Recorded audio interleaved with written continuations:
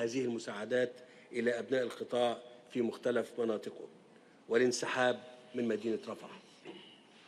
ثالثاً، توفير الدعم والتمويل اللازمين لوكالة الأونروا حتى تتمكن من الاطلاع بدورها الحيوي والمهم civilians of Palestine and working on implementing the resolutions of the UN Security, including 2720, and legitimating the mechanisms of the admission of assistance for all of the Gaza Strip. Fourthly, the availability of the return for the IDPs in the sector for their residential areas that were forcibly displaced from because of the Israeli war. Our presence here, military and security resolutions will not carry for our area unless more blood and more instability. The only way to prevail peace and stability and coexistence in the area is to tackle the roots of the conflict and having the two-state solution and giving the Palestinian the rights an independent state livable on the 4th of July 1967 with the capital, the Eastern Jerusalem, that have the full membership in the United Nations. And Spain and Ireland and Norway and Slovenia, they have recognized the Palestinian state, and I call all the countries of the world to do the same and to be in the right part of the security and peace and security. I thank you. Peace be upon all of you. شكرا فخامة الرئيس. Thank you, Your Excellency. The United Nations Secretary General, Mr. António Guterres. Your Majesty, King Abdallah, Your Excellency President al-SIsi, Your Highnesses, Excellencies, distinguished guests, ladies and gentlemen. Thank you for coming together for this urgent call to action for life-saving relief to the people of Gaza that are under fire in the most dramatic circumstances. It's now 8 months since the horrific Hamas terror attacks on 7 October and the abduction of Israeli men, women and children to Gaza. But 8 months of relentless suffering for Palestinian civilians in Gaza. The speed and scale of the carnage and killing in Gaza is beyond anything in my ears as Secretary General. At least 1.7 million people, 75% of Gaza's population, have been displaced many times over by Israel military attacks. Nowhere is safe. Conditions are deplorable. The public health situation is beyond crisis level. Gaza's hospitals lie in ruins. Medical supplies and fuel are scarce or non-existent. More than 1 million Palestinians in Gaza do not have enough clean drinking water and face desperate levels of hunger. Over 50,000 children require treatment for acute malnutrition. And despite the ocean of needs, at least half of all humanitarian aid missions are denied access, impeded, or cancelled due to operational or security reasons. On top of all these, since the attack on the Rafah border crossing 1 month ago, the flow of critical humanitarian assistance to the people of Gaza, which was already woefully inadequate, has plummeted by 2/3. Excellencies, in the face of this calamity, the world has tried its best to save lives. And I want to express my gratitude to Egypt and Jordan for all their efforts. Your Majesty, through you, allow me to thank the people of Jordan for the relief provided, including through aid convoys, airdrops, and field hospitals. We all appreciate immensely your personal commitment to mobilize the international community and your persistent call for a robust coordination mechanism for the unimpeded and safe flow of sufficient aid to the people of Gaza. I urge the international community to support Jordan's efforts as it undertakes its critical role assisting the people of Gaza and serving as a key regional humanitarian hub. President al-SIsi, I also want to commend your critical leadership and that of the government and people of Egypt, not only in supporting humanitarian relief to the people of Gaza in so many ways, but also for your pivotal role in seeking an end to this tragic conflict and building a foundation for sustainable peace. And of course, we all salute the brave humanitarians in Gaza working in nightmare conditions to stem the suffering. Our Palestinian humanitarian colleagues in particular are working against enormous obstacles and near impossible conditions. Imagine their lives and circumstances, showing up for work when their homes are destroyed and their loved ones killed, putting themselves in humanitarian convoys even when they have been fired upon.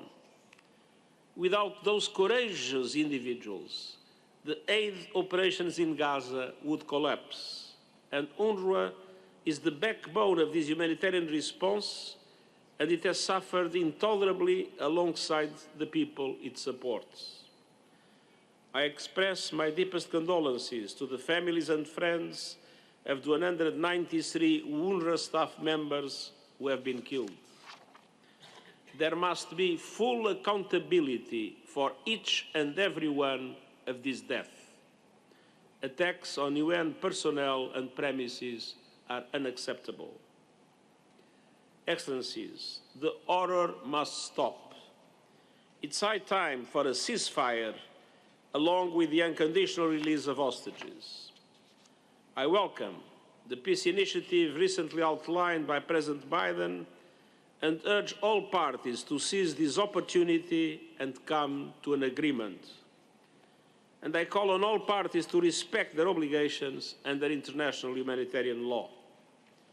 This includes facilitating the delivery of humanitarian aid both into and inside Gaza, as they have committed. All available routes into Gaza must be operational, and the land routes are absolutely crucial.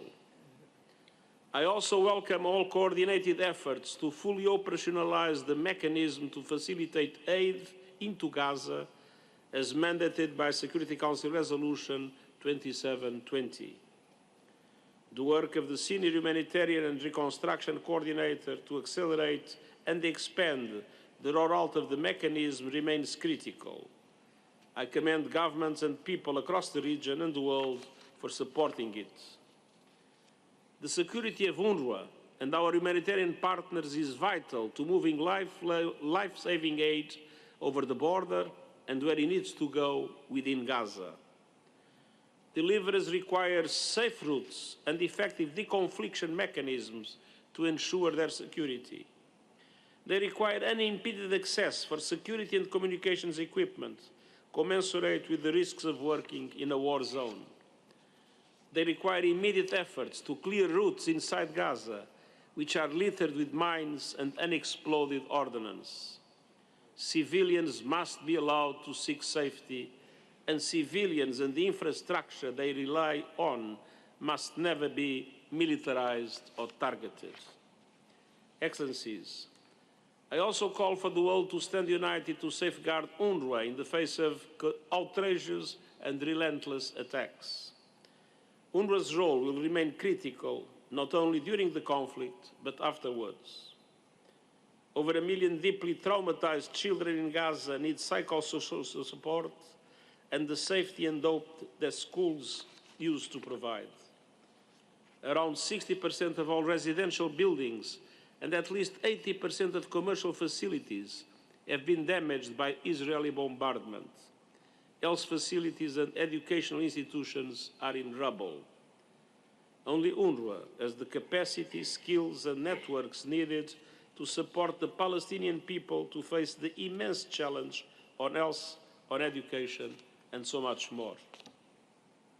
Excellencies, ultimately the solution to the humanitarian crisis in Gaza is political.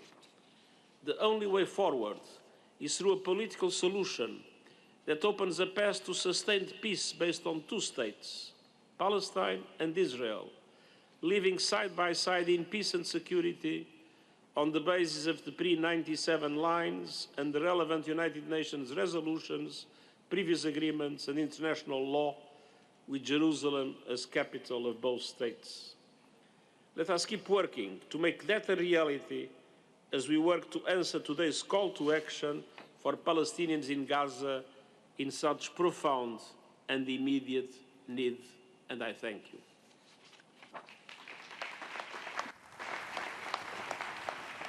Thank you, Mr. Secretary General. الكلمة الآن لسيادة الأخ محمود عباس رئيس دولة فلسطين. بسم الله الرحمن الرحيم.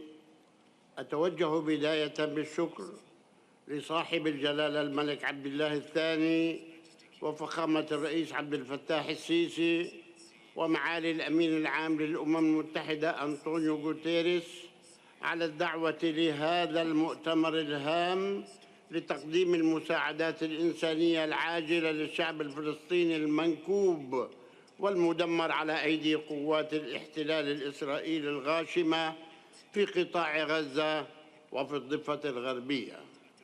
كما وأشكر جميع القادة وممثلي الوفود والدول والمنظمات المشاركة على تلبيتها نداء الاستغاثة هذا لتقديم ما يمكن من مساعدات إنسانية علها تبلسم جراح وآلام شعبنا المعذب في مخيمات النزوح وتمده بوسائل الإيواء والمياه والكهرباء والخدمات الطبية تمهيداً لعودته لمناطقه التي أجبر returning to the places where they were asked to forcibly displace, and the return for our children, for universities and schools after being rehabilitated. Yes, my dear colleagues, isn't it time yet to stop what our people have been facing since Gaza Strip, since 8 months, since genocide, starvation, and deprivation from the minimum human rights?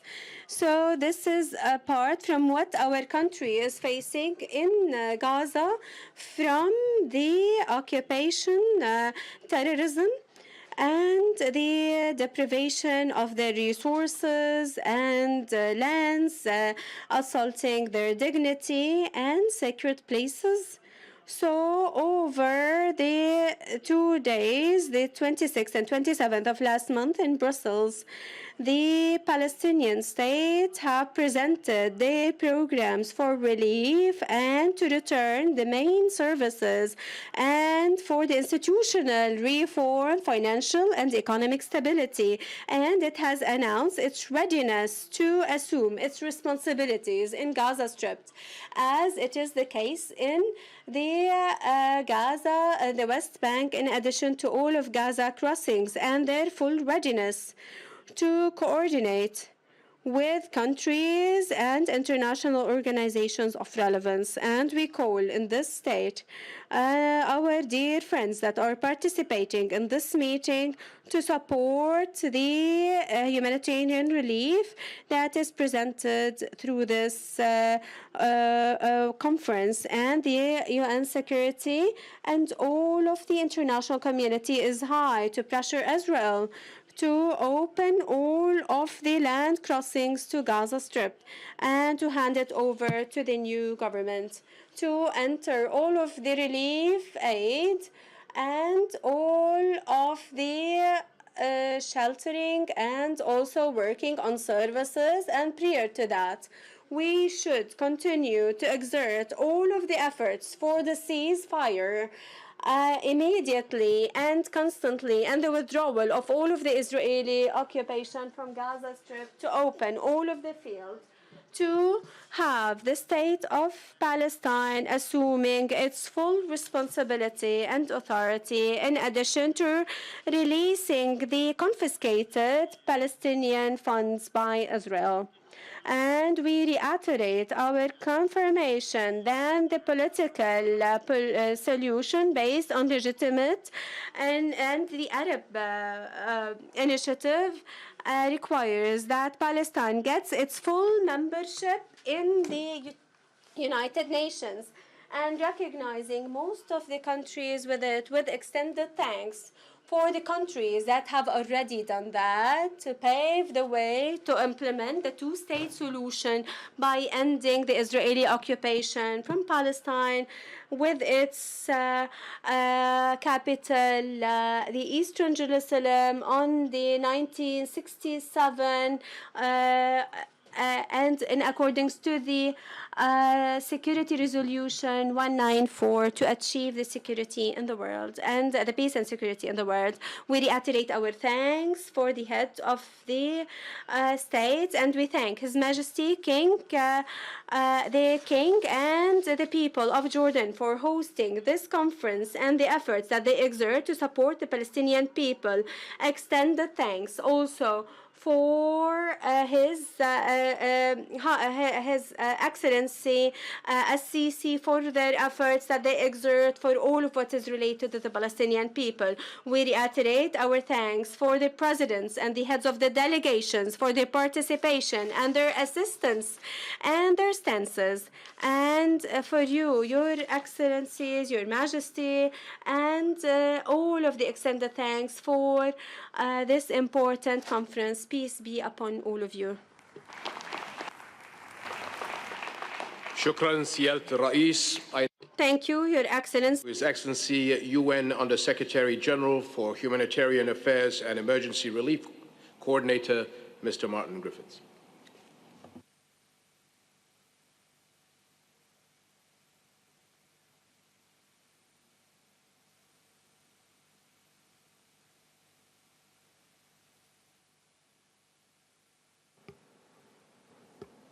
There you go. Thank you very much indeed for this opportunity to speak. Thank you, Your Majesty, Mr. President, Honorable Secretary General, Excellencies, and friends of the people of Palestine. I want to add my thanks to Jordan, Egypt, and the Secretary General for convening us here today in response to the humanitarian catastrophe in Gaza, and my appreciation to you all for your participation. As I have said, as we have all said many times in the past 9 months, what we witnessed since October the 7th last year is a stain on our humanity. I can only therefore echo the call to action so powerfully expressed by His Majesty King Abdallah, by His Excellency President al-SIsi, and of course the Secretary General in their opening remarks. I can only reiterate the crucial importance of acting swiftly and decisively to pull Gaza and its people back from the abyss that they know so well. This morning, we met in 3 separate working groups to discuss and identify concrete priority tasks for this urgent action. And it is my privilege today to convey the outcomes of those working groups to this high-level segment. During these productive discussions, we heard from our co-hosts, Jordan and Egypt, UN agencies, NGOs, Red Cross, Red Crescent, movement partners, as well as donors and member states.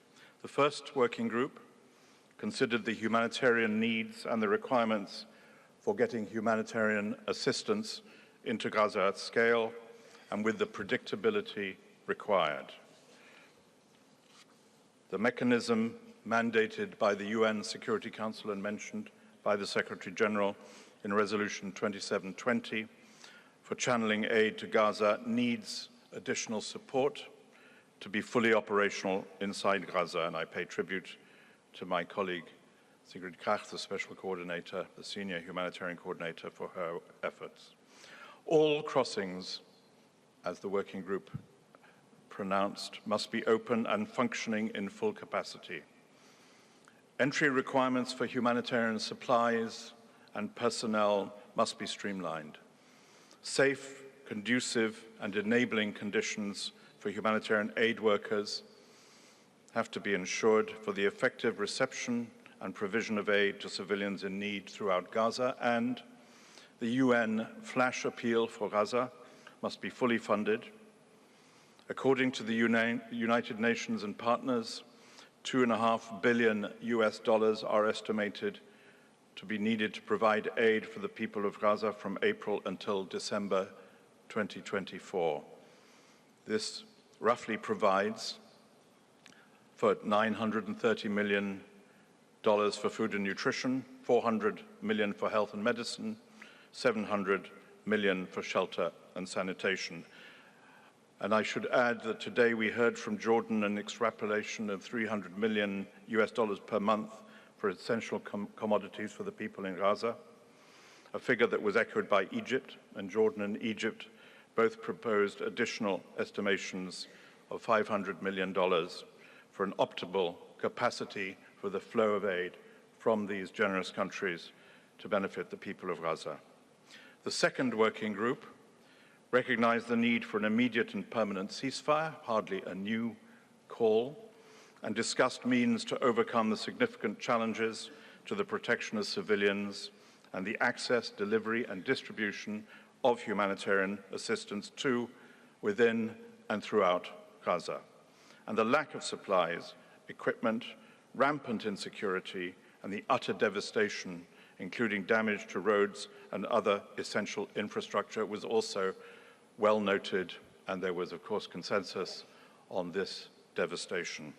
There was a unanimous horror at the vast toll of death, injury, destruction, displacement, serial displacement, trauma and deprivation suffered by the people of Gaza in just 9 months, as well as the horrendous toll on humanitarian and including United Nations workers, of course from UNRWA in particular, which exceeded the death toll across the whole world in the past 12 years combined.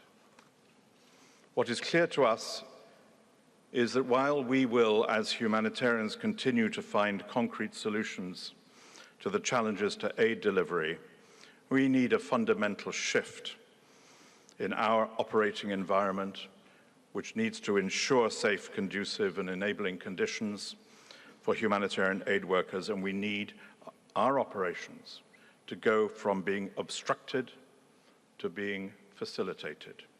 So, of course, we call on the parties to uphold their obligations under international humanitarian law.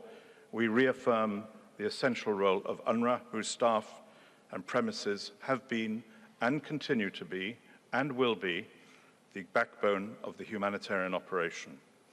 This working group stressed the need for these immediate measures to facilitate the delivery of aid. Number one, a functioning mechanism for operational coordination and notification. Number two, full access for basic equipment for safety and security of humanitarian staff. Number three, passable roads, clearance of explosive ordnance. Number four, unimpeded passage to distribute aid and access communities across Gaza. And finally, sufficient and predictable flows of fuel and prioritized aid, if you wouldn't mind. The third working group, the last, looked at the opportunities for supporting early recovery priorities in Gaza, recognizing the immense scale of destruction in Gaza, homes, schools, places of worship, water systems, etc. All participants in that working group agreed that planning for early recovery, even at this stage, surreal as this may seem, was vital to restoring dignity, rights, and hope among a traumatized population that has lost almost everything. Participants commended the initial recovery planning underway by the United Nations country team, including UNRWA, as well as the World Bank, the Palestinian Authority, and other partners, and pledged to support their initiatives. The participants once again reaffirmed the vital role UNRWA plays in the early recovery phase, especially in education, health, and psychosocial support. They stressed the critical importance in the early recovery phase of the removal of unexploded ordnance and the tons of rubble and debris, and we have seen recently statements by the United Nations about the extraordinary destruction of structures across Gaza.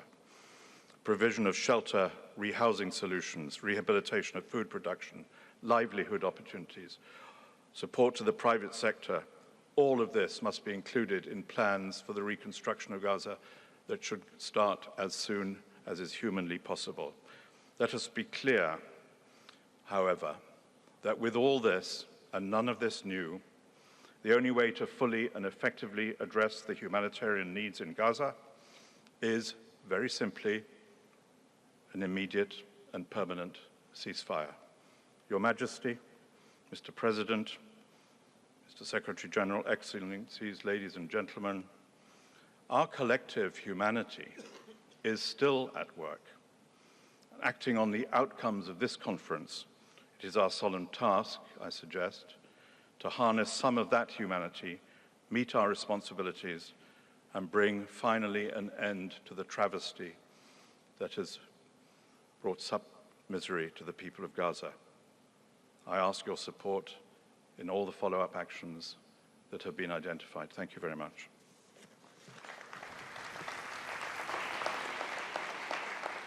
Thank you, Your Excellency. I now give the floor to President of the Republic of Cyprus, His Excellency, Mr. Nikos Christodoulis. Your Majesty, President al-SIsi, Secretary General, Excellencies, at the outset, I would like to thank His Majesty King Abdallah for hosting us a few days after Jordanians mark the 25th anniversary of your accession to the throne, and I congratulate Your Majesty for your Silver Jubilee. I also wish to express my deep appreciation to King Abdallah, but also to President al-SIsi and the UN Secretary General for convening us here today. This summit and your call for action are significant and timely, not just for Gaza, but for our region and beyond. Dear friends, Jordan and Egypt are pillars of peace and stability in this region. A continuation and an escalation of the crisis in Gaza will impact them directly and will also have extensive and unpredictable regional reverberations. So when they call on us to mobilize further support, enhance donor coordination and efficiency, we need to heed their call. Cyprus is present today at this summit as a country in the region and of the region, as a European Union member state closer to the region, but also as a neighbor and part of the region. My country had a distinct responsibility and a moral duty to act in addressing the humanitarian crisis in Gaza. This is why we have established a maritime route for delivering humanitarian assistance to the ones in need in Gaza. The maritime corridor is the realization of a moral obligation, but also the expression of our wish to be present, to be active, and to help in any way that we can in reducing the suffering of people. The maritime route complements existing humanitarian routes, primarily Egypt's Rafah crossing point, as well as Jordan's invaluable efforts through land and air. Through the Cyprus Maritime Corridor, additional volumes of much-needed humanitarian assistance has been delivered to Gaza. Our goal is for this flow of assistance to continue and further increase. And to this end, I want to express my gratitude to the efforts of the many stakeholders in the region and beyond. I want to particularly note the contribution of the United States, the European Union, as well as the United Arab Emirates' important and persistent support. The backing of all of our partners has been vital for this route to open and effectively operate. I also want to take the opportunity to personally thank the UN Senior Coordinator, Sigrid Kaag. Her support and assistance implementing UN Security Council Resolution 2720 by rolling out the UN digital database in Cyprus has helped this maritime route in facilitating, monitoring, and verifying the flow of aid from Cyprus and from the US pier into Gaza. I invite all stakeholders to support the important work of Ms. Kag. Dear friends, I echo King Abdallah, President Sisi and Secretary General Guterres' call for action. It is imperative on all of us to do our collective utmost.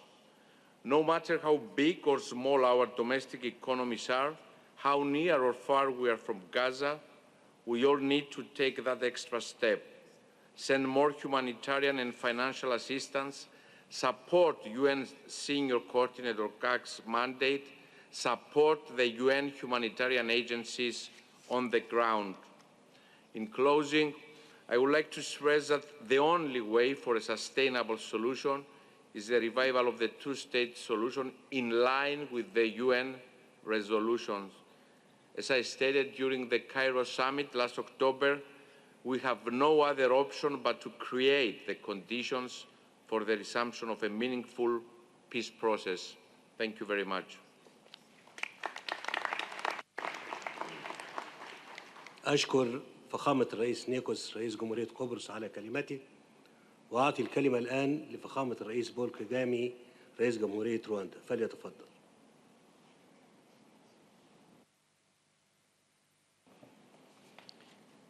Your Majesty, King Abdallah II of the Hashemite Kingdom of Jordan, Excellency Abdel Fattah al-SIsi, President of the Arab Republic of Egypt, Excellency António Guterres, United Nations Secretary General, Excellencies, heads of state and government, distinguished heads of delegation, heads of international organizations, ladies and gentlemen.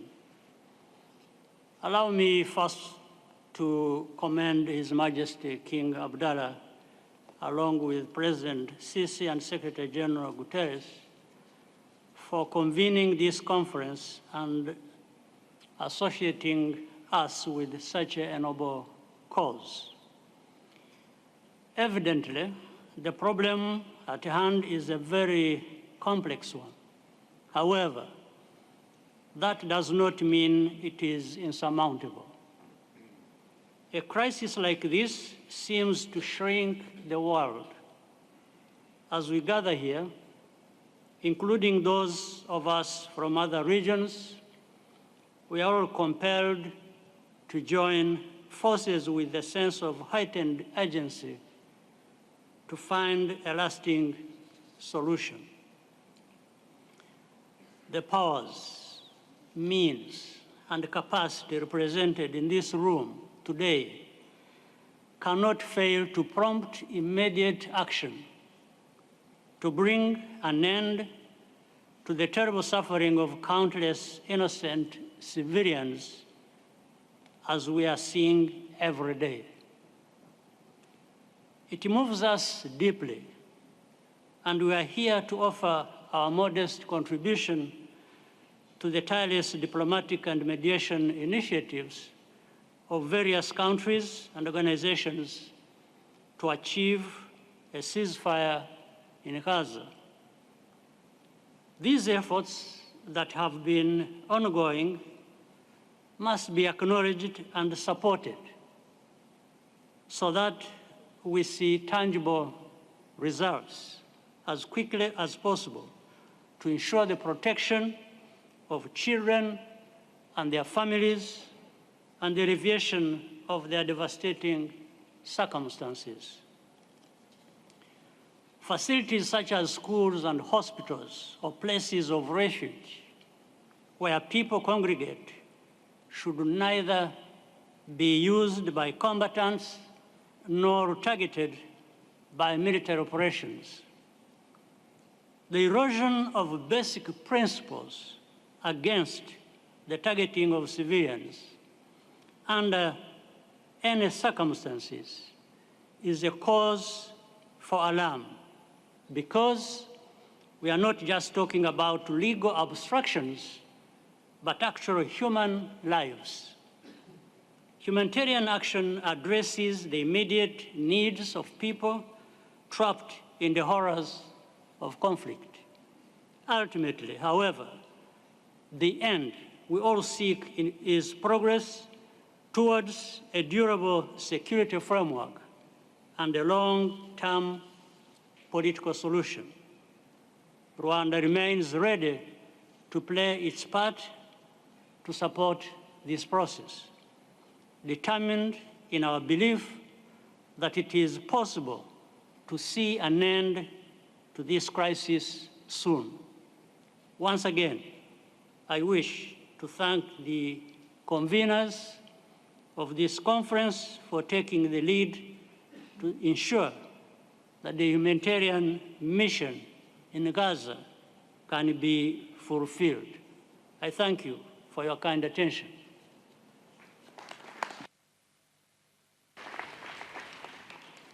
أشكر فخامة الرئيس بول كوجامي وأعطي الكلمة الآن لفخامة الرئيس فيليبي نيوس رئيس جمهورية موزمبيق فليتفضل. I will do it in Portuguese. Your Majesty Abdallah II, King of Jordan, the humanity admires your courage and your determination. Your Excellency Abdel Fattah al-SIsi, President of the Arab Republic of Egypt. Egypt personalizes humanism of our continent, the African continent. Your Excellency António Guterres, United Nations Secretary General. Your Excellencies, distinguished comrades and friends from Palestine, distinguished delegates, on behalf of the Mozambican government, we would like to congratulate Your Excellencies for the initiative to convene the conference on call for Africa Urgent Humanitarian Response for Gaza, and we are grateful for the invitation extended to us to attend it. We are honored to convey the message of friendship and solidarity of the Mozambican people to the people of Palestine, particularly the people of Gaza that has experienced an unprecedented humanitarian tragedy. Military hostilities in the Gaza Strip have caused the death of thousands of innocent people, including children and women, and the devastation of socioeconomic infrastructure. It would be of a high moral value to avoid hindrances in the provision of humanitarian assistance to the people in need. This conflict is reaching catastrophic proportions when, in the face of reiterated calls from the international community for its cessation, attacks on civilian and humanitarian staff persist in violation of standards of the international humanitarian law and of the human rights of the Palestinian people. Your Majesty, Your Excellencies, along our history as a country, we have had our share of painful experiences of wars and armed conflicts. It is on the basis of those rules of the law of armed conflicts that Mozambique is firmly opposed to a forced displacement of the Palestinian civilian population. The antidote used for the settlement in Mozambique was a dialogue, which we regret having come too late when many lives had already been lost. Therefore, the Republic of Mozambique joins the Call for Action initiative, which calls for the end of the Israel military operations in Gaza and Rafah, which violate all humanitarian and moral standards in the time of war. We underscore in this regard the binding nature of various United Nations Security Council resolutions where we are non-permanent members, and we call in particular for the immediate implementation of obligation of Resolution 2728 to 2730 of May 2024 on the protection of humanitarian and United Nations personnel, their installation and assets, which we have presided. Your Majesty, Mozambique supports the conclusion submitted by the working groups on the pertinent need and urgency to provide humanitarian assistance and protection of civilians commensurate to the needs of the Palestinian people without any preconditions of political nature.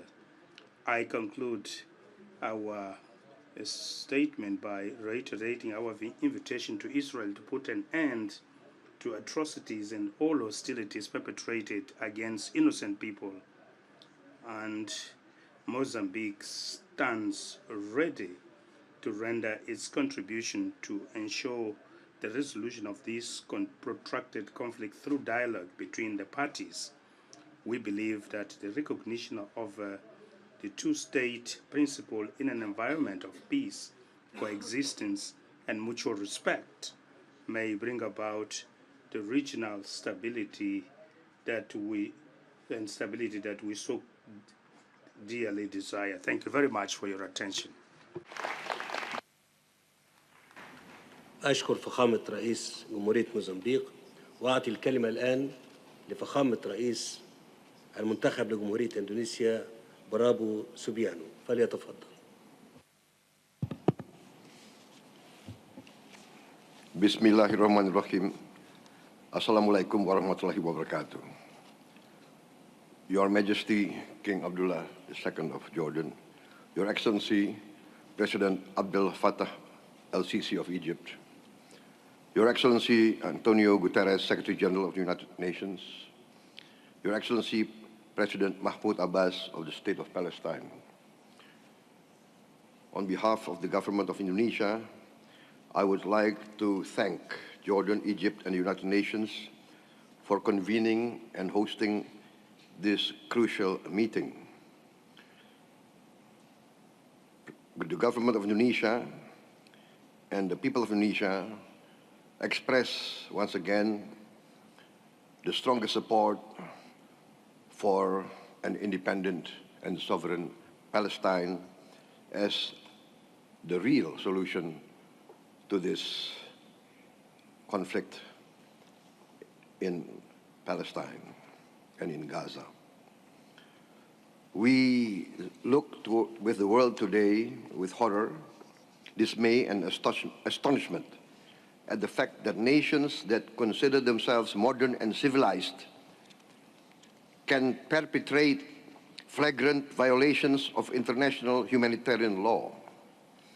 The targeting of civilians and civilian infrastructure is in direct violation of the laws of modern warfare. We call on both sides to respect the laws of warfare. We call on all great powers to use their great influence to enforce the Convention of International Law. We call on the findings of the International Court of Justice to be enforced. The humanitarian catastrophe unfolding before our eyes must be addressed immediately. Indonesia was one of the first to support the proposals recently announced by the President of the United States, Mr. Biden.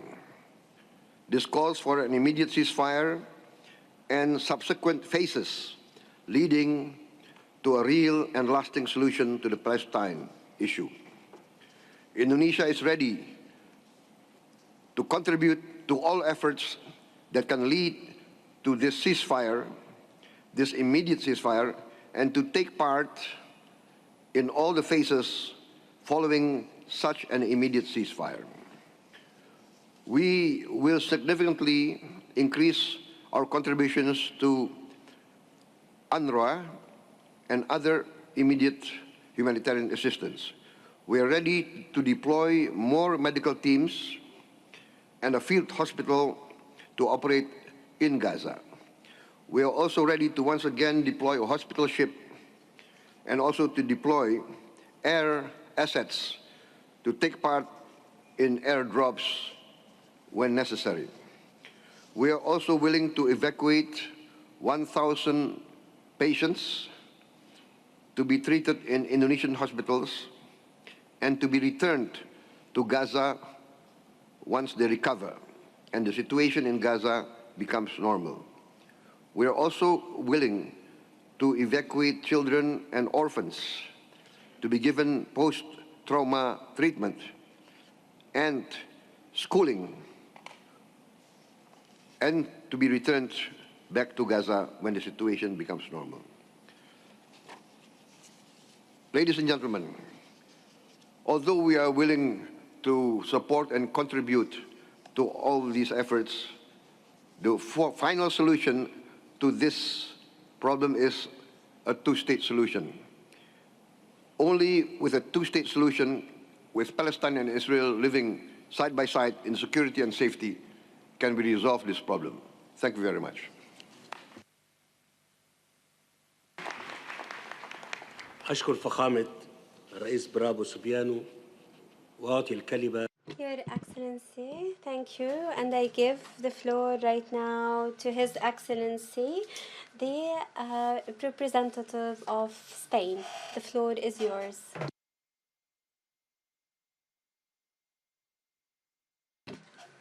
Al-SIsi, Secretary General of the United Nations, Excellencies, dear colleagues, thank you very much, Your Majesty, for convening this meeting at such a crucial moment. 8 months after the beginning of the conflict, the situation is more critical than ever. I do not need to remind this room of the tragedy that keeps unfolding not far from where we stand. And I would like to start by welcoming the adoption of the UN Security Council Resolution 2735 last night, supporting the United States proposal for a ceasefire. For months, we have called for an immediate ceasefire, the access of humanitarian assistance and the release of hostages. Now we call Hamas and Israel to act in a responsible manner and seize the new opportunity in front of us, which is the result of the endless and commendable efforts of the United States, Qatar, and Egypt. We must increase the pressure for a ceasefire to be agreed. Moreover, urgent action to deliver a humanitarian response for Gaza is needed.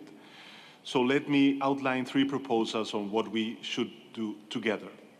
First, we must significantly increase humanitarian assistance and aid flows to Gaza, and we must make sure that it can enter the Strip and reach those in extreme need. In 2023, my country, Spain, tripled its support to Palestine. It amounted to over 50 million euros, including humanitarian and development funding, and our commitment to Palestine will continue and intensify through 2024. I'm pleased to announce that Spain will mobilize this year an additional package of 16 million euros in support for Palestine.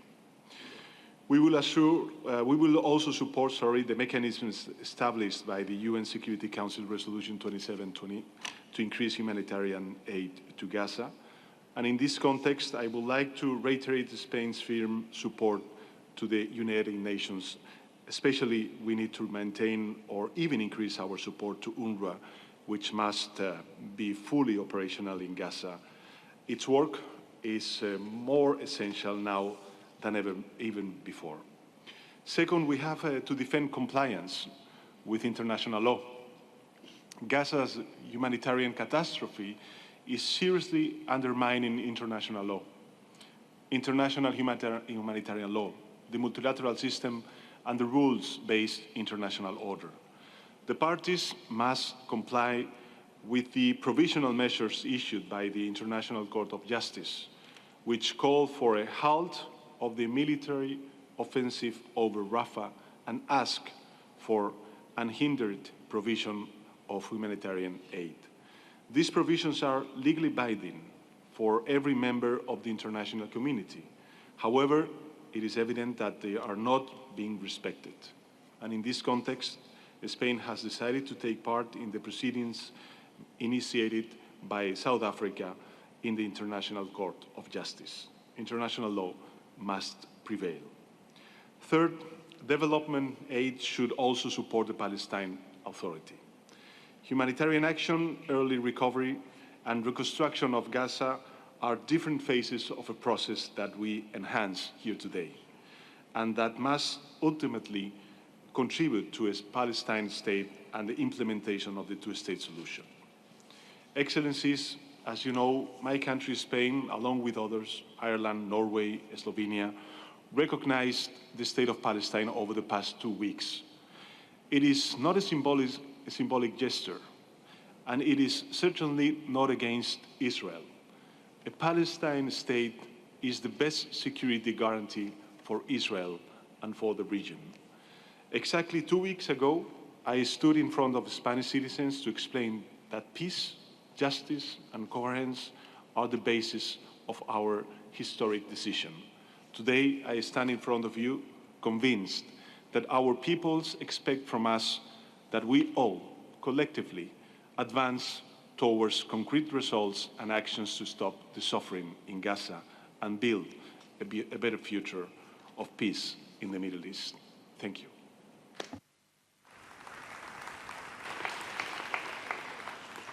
أشكر دولة I thank His Excellency Pedro Sanchez, and I give the floor right now to my colleague, the Prime Minister of Iraq, our Direk Mohammed al-Shia al-Sudani. The floor is yours. In the name of God, the compassionate, the merciful, Your Majesty Abdullah II, King of the Hashemite Kingdom of Jordan, His Excellency President Abdel Fattah al-SIsi, President of the Arab Republic of Egypt, His Excellency António Guterres, Secretary General of the United Nations, representatives, Your Majesties, Excellencies, and Highnesses, ladies and gentlemen, peace be upon all of you. We extend our thanks and gratulation for the Hashemite Kingdom of Jordan for hosting us for this important conference at this critical time. Extended thanks for Egypt and to the United Nations for their participations in this urgent humanitarian response for Gaza. And we meet today to identify the methods for responding to the international humanitarian crisis that is expanding because of the aggression on Gaza. And I will not go into the details of the suffering or the assistance that Iraq have sent or that we are ready to send, because it is the least that we can do. But we reiterate the initiative that we have launched in the Peace Conference 2023 in Cairo to establish a fund to support Gaza after the aggression, and to set an assessment that identify the needs and to give the commitments between us in a methodological way. This aggression on Gaza have exposed their lack of responsibility in the genocide that is taking place and the breaches for all of the laws, and with these violations of human rights by the occupants, because the numbers of the victims are massive and they are martyrs in front of God. And with all of these factors that we could not mention, well, we see that the world is hiding behind shameful and shy positions that are not really responsible. The barbarianity of this aggression have aggravated the economy and devastated the economy that was already suffering from economic problems as a result of the violations of the occupations. And the number of the IDPs of Gaza is more than 80% of the number of the inhabitants in Gaza. That is about 2,003,000 people, and 500,000 workers have left their work because of the war. And today, this aggression have devastated 370,000 houses, and more than 35% of the water and irrigation and the water and the sewage systems and the electricity were devastated. And the electricity have stopped since November 2023, and it is in need of 400,000 of fuel a day. as the infrastructure was devastated in education, the laboratory, and many schools and universities were demolished, and the numbers who have lost their studying, and 82% of schools are out of service, and about 625,000 have been deprived from education in all of the sectors, and more than 5,500 students, 50,000 students have martyred, and 95 university professors martyred, and more than 8,000 have been injured among the students, and also teachers. And the health sector was also suffering from the attacks, and the world have followed lively the shelling of schools and the massacres that have been taken against the health workers and patients. After 35 hospitals in Gaza, 32 of which are out of service, as mostly are partially or fully destroyed. And to confirm of the brutality of this aggression, and we work on this sector, and because of the aggression, more than 890 sites were demolished, and 13 libraries were demolished, and 227 mosques and 3 churches were destroyed. This was listed based on the aggression that is happening and the violation of human rights, and for fulfilling the war crimes and genocide and crimes against humanity that were practiced through famine and displacements against the Palestinian people, and it have aggravated its misery because of the lack of food and security and loss of fuel and water, and the occupation have closed all of the borders and did not allow the entrance of aid. Many countries have communicated with us to collaborate all of the efforts to stop this aggression and to stop its expansion, but these countries are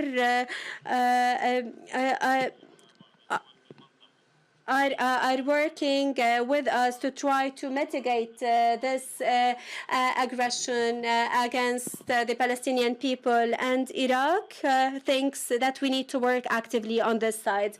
I believe that the only method in front of us all is to work on the ceasefire first, to stop the expansion of the struggle and to end the crimes that are being exerted against the people of Gaza, and then working fully to try to restore the Palestinian people and restoring all of their human rights and legal rights to have their independent land, and with the capital Jerusalem. And if we want to be true in stopping this aggression, we have to tackle this aggression against the people, and to support the presence of the Palestinian state, and to try to support all of the countries to complete that. And we salute Spain, Norway, Slovenia, and also the United Nations and UNRWA. We salute them to try to mitigate this misery of people. And finally, perhaps the responses in the popular world, in the Islamic and the Arab world, are not up to date for what is happening. However, we have a point of view that is different, because this will aggravate to the new extremism that will affect our security in our countries and will destabilize the stability and peace in the region. The size of these crimes and genocide that have taken place against humanity have made us lose our faith in the humanitarian rights, and this was supposed to be based on the systems that is just, and this will have a massive value that will be shouldered by countries that see that they have established the system, but it is not working right now. It struck us the way of handling the international and criminal court, and how could these countries. And in this part, we request of all states to respect the UN resolutions and also the resolutions of the Lahey Court. At the end here, we are seeking for the positive results of this summit and this conference in regard of providing the people of Gaza with the humanitarian needs that they deserve. Thank you, ladies and gentlemen.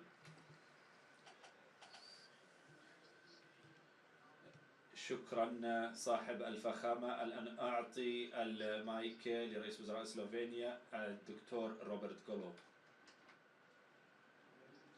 صاحب الجلالة الملك عبد الله، صاحب الفخامة الرئيس عبد الفتاح السيسي، الأمين العام غوتيريس، أصحاب الفخامة والسعادة، فنحن نرى الآن أمام عيوننا المعاناة أمام And I would like to express our sincere respect and gratitude for our hosts to gather us here, but also our sincere gratitude and respect to the Kingdom of Jordan, to the State of Egypt, and all the UN agencies for their support and aid that are providing on the ground to the suffering people of Palestine and Gaza. I would also like to express our support to what has been already said by Prime Minister Sanchez. I will not try to reiterate his points. However, I'm pretty sure that to all of you and to all of us, there is one question that is always on our mind.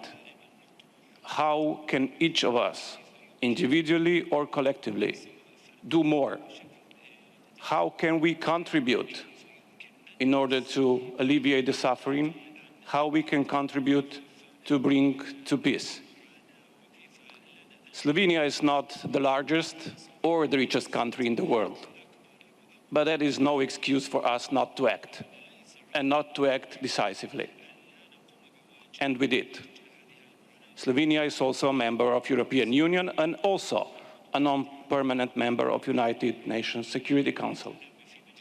And we used both of the platforms to raise our voice in the name of the Palestinian nation, to raise our voice when it comes to political support, either in supporting all of the resolutions of the United Nations, calling for ceasefire, calling for peace. We also raised our voice in the European Council, calling to all the member states of Europe to show solidarity with the Palestinian nation. Not all of the calls have been heeded yet, but that will not prevent us or stop us to call more, even more decisively in the future. But that is not all. Slovenia has also joined and participated in the Jordan efforts in bringing humanitarian aid to Palestinian people in Gaza. Slovenia, when it was at worst, supported UNRWA. When the allegations of Israel against UNRWA were at its highest, we increased our financial support to UNRWA to demonstrate our complete trust by tenfold. That's how we showed our trust in UNRWA. It was not just talking. We put the money on the table as well. And we will continue to do so, to support UNRWA in every and each manner that we can. But we also firmly believe that the peace solution can only come through two-state solution. And for that reason, just last Tuesday, our parliament, our state, recognized the sovereign independent state of Palestine. Because there is no way forward but a way towards sustainable peace. And if today we can contribute a small step in that direction, it is a step worth taking. And for that, I express my gratitude to all of you for being here and to making that step. Thank you. Thank you, Your Excellency. I now give the floor to the caretaker Prime Minister of the Lebanese Republic, His Excellency Mr. Najib Mikati. جلالة الملك عبد الله الثاني، فخامة الرئيس عبد الفتاح السيسي. Your Excellency António Guterres, Your Majesties, Excellencies, we attend today to the support of Gaza. I come here today from a country that suffer from the repercussions of this war on their land, and so the results of the devastation that Israel is following is unprecedented in the world, and we suffer it on our southern territories that have lots of martyrs and engineers, and it's a land that is burned by the criminality and the devastation to continue what is happening in Gaza. And from this podium, we call the countries of the world to enter and to stop what is happening after 75 years of ignoring the rights of Palestinian people, hoping that the decision of the resolution 2735 that was issued yesterday, and this is the first step, even if it is humble, towards stability, to reach peace intended so that the Palestinians get their right in their independent country, and we could not do that without the reality of the first. Yes, Our Excellencies, Lebanon feels the bitterness and carry the issues of the world because Arabs are our families, and we have paid lots of people and the infrastructure devastation, and we are ready today to relieve the injured in Gaza, especially children in our hospitals, and to support them.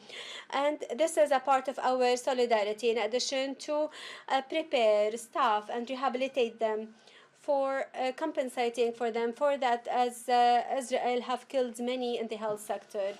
And we are ready to cooperate with the Palestinian Authority to achieve the administrative requirements to facilitate the entrance of the injured and their return quickly to their country. Our dear friends, you can imagine the harm that Lebanon have faced since the aggression in the past October. The massive damages for health sector, agriculture, livestock, and educational. Our South and its people are in a calamity that we cannot describe, and the constant aggression is killing and destructing methodologically to turn the southern of Lebanon to an arid land. And therefore, I present this to you so that you can be as you were before. Lebanon is your second country, and we are fully agreeing that you can extend our thanks and support to assist people in their support of the reconstruction of Lebanon, because Lebanon will stay a country that is important for you. Thank you very much.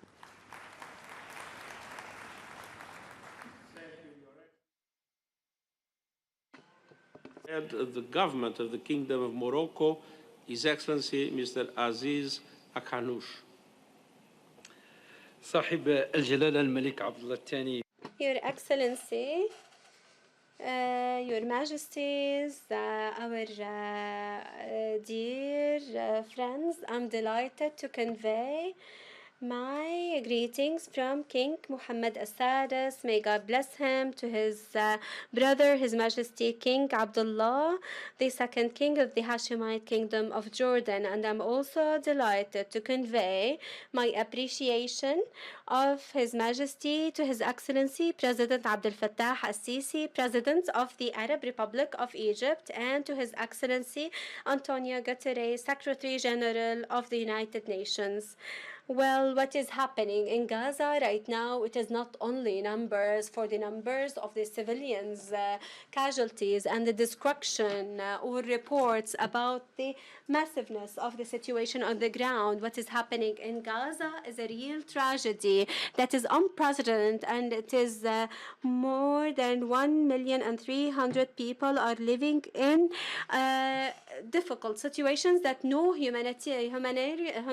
a human person can have. And for the lack of humanitarian aid, living in this place is hell on earth in the absence of security and food and medicine and water.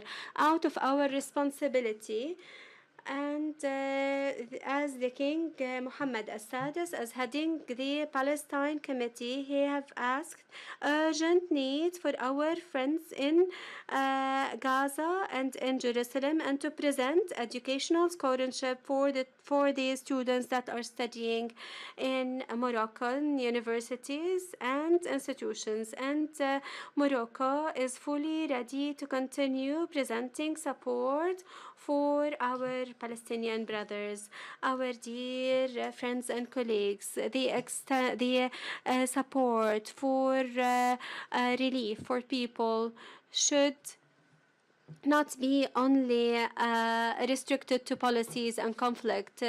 King Mohammed VI, the head of Jerusalem Committee, have stressed the importance of moving forward urgently for the access of humanitarian aid and without any restrictions and from all of the borders, so that we can end this humanitarian tragedy. And from here, the kingdom stresses the empowerment of the United Nations and the organizations working in the humanitarian aspect, especially the UNRWA, to enable them to conduct their attributed tasks without any hindrance. And then this have proven that this is the pivotal source of life that supports the Palestinians. And also Morocco, headed by His Majesty King Mohammed al-SIsi, God bless him, condemned fully the forced displacement of civilians and without any justifications. Your Excellencies, your Majesties, Your Excellencies, Your Highnesses, the solutions, plenary solutions will not bring peace. Continuing forward in managing the conflict without any horizon, it will not get sustainable solutions.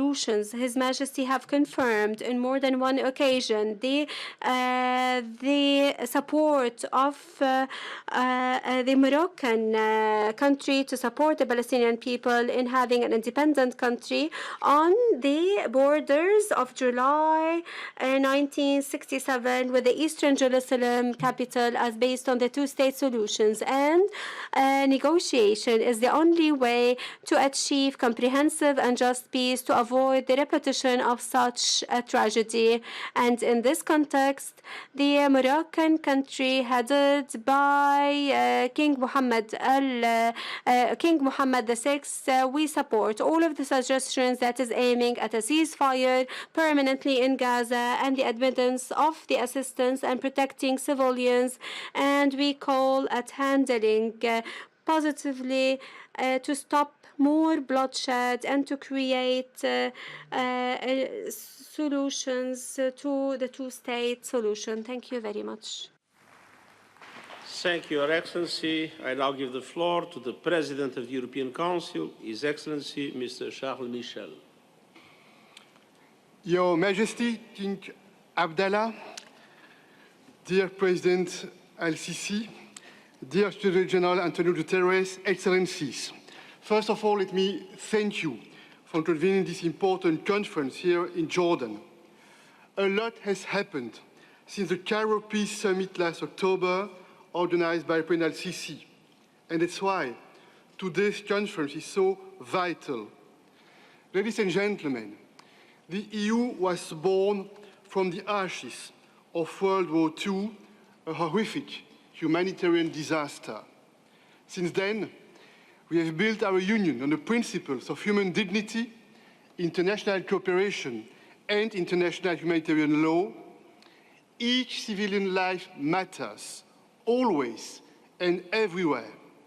And that's why, from day one, we have condemned Hamas' brutal attack against the people of Israel last October, and we also condemn the loss of each civilian life and the horrendous suffering and humanitarian disaster in Gaza.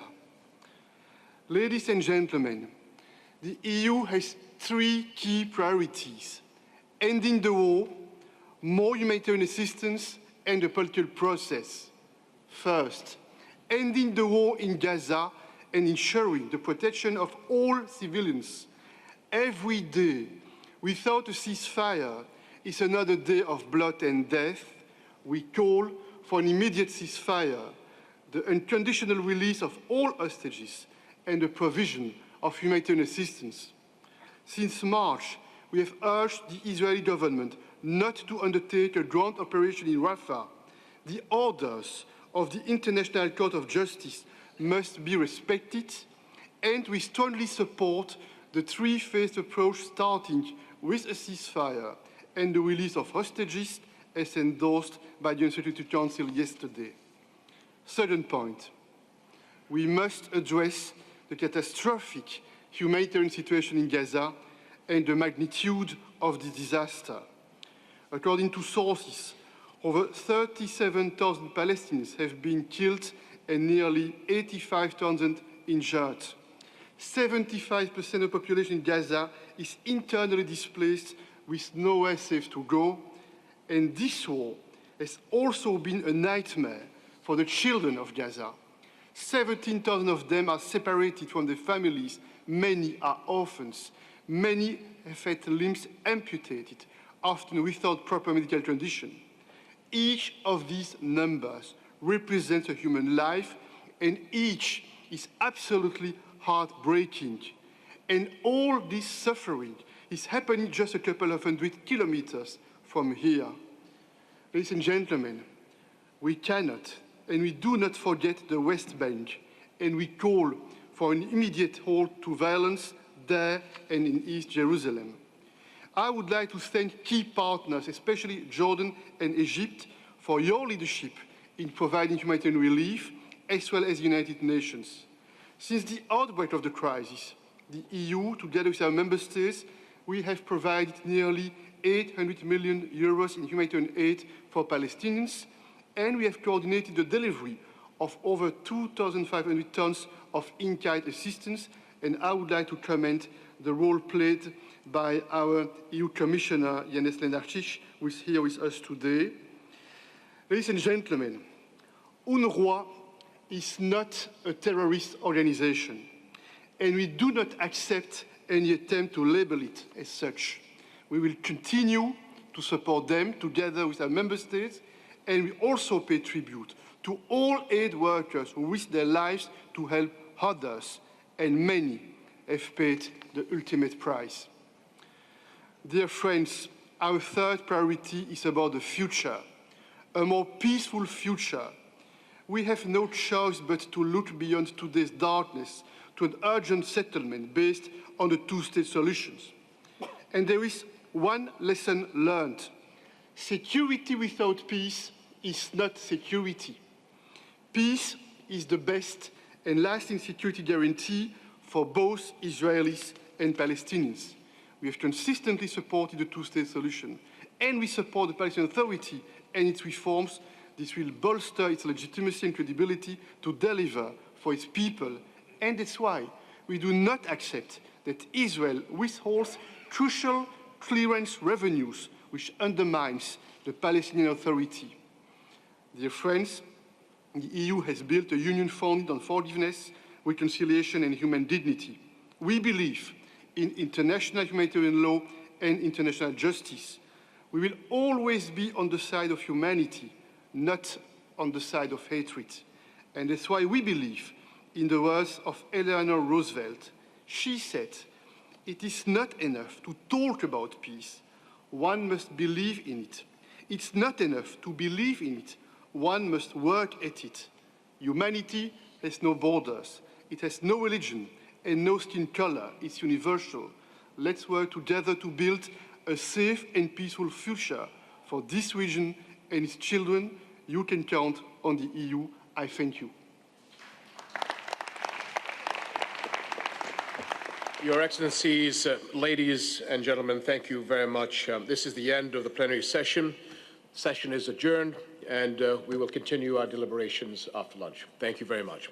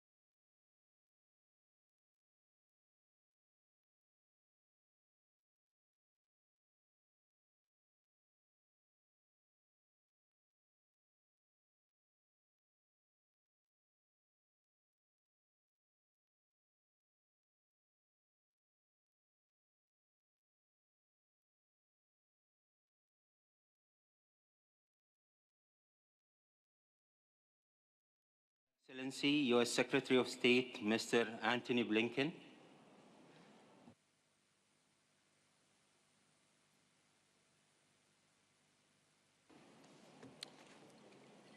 Well, thank you, and good afternoon, colleagues.